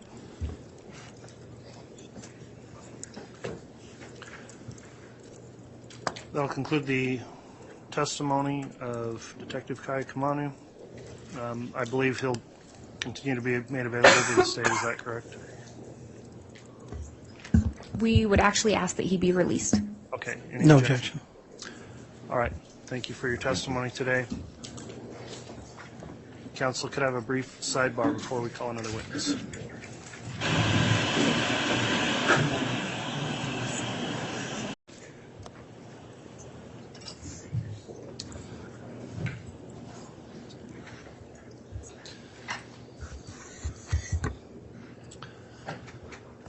All right, upon conferring with counsel in a sidebar, the defense does intend to introduce some exhibits, which may take some time. However, they're going to make a further review of that, see where they agree or disagree with the state. We may probably hear motion on that in the morning, potentially outside of the presence of the jury, to determine where that stands.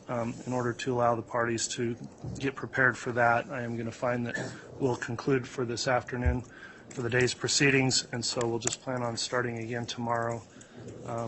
I'll also indicate tomorrow there's another hearing the court has to take up later in the afternoon, so we'll be stopping a little bit early tomorrow, probably around 3:10, no later than 3:15 for our end time tomorrow. So that will conclude the testimony for today. The cross-examination of this witness will commence in the morning before we break for the day. I will give the jurors the daily admonishment to please continue to follow the court's instruction to not discuss this case amongst yourselves or with anyone else. Please don't look the case up, read about it in any way. If you see it being reported in the media, please don't watch the reports, and continue to do your duty to remain impartial in this case so you can reach a verdict only on the evidence that you've seen here in court. With that in mind, we appreciate your continued service, and we will recess for the day. All right, please.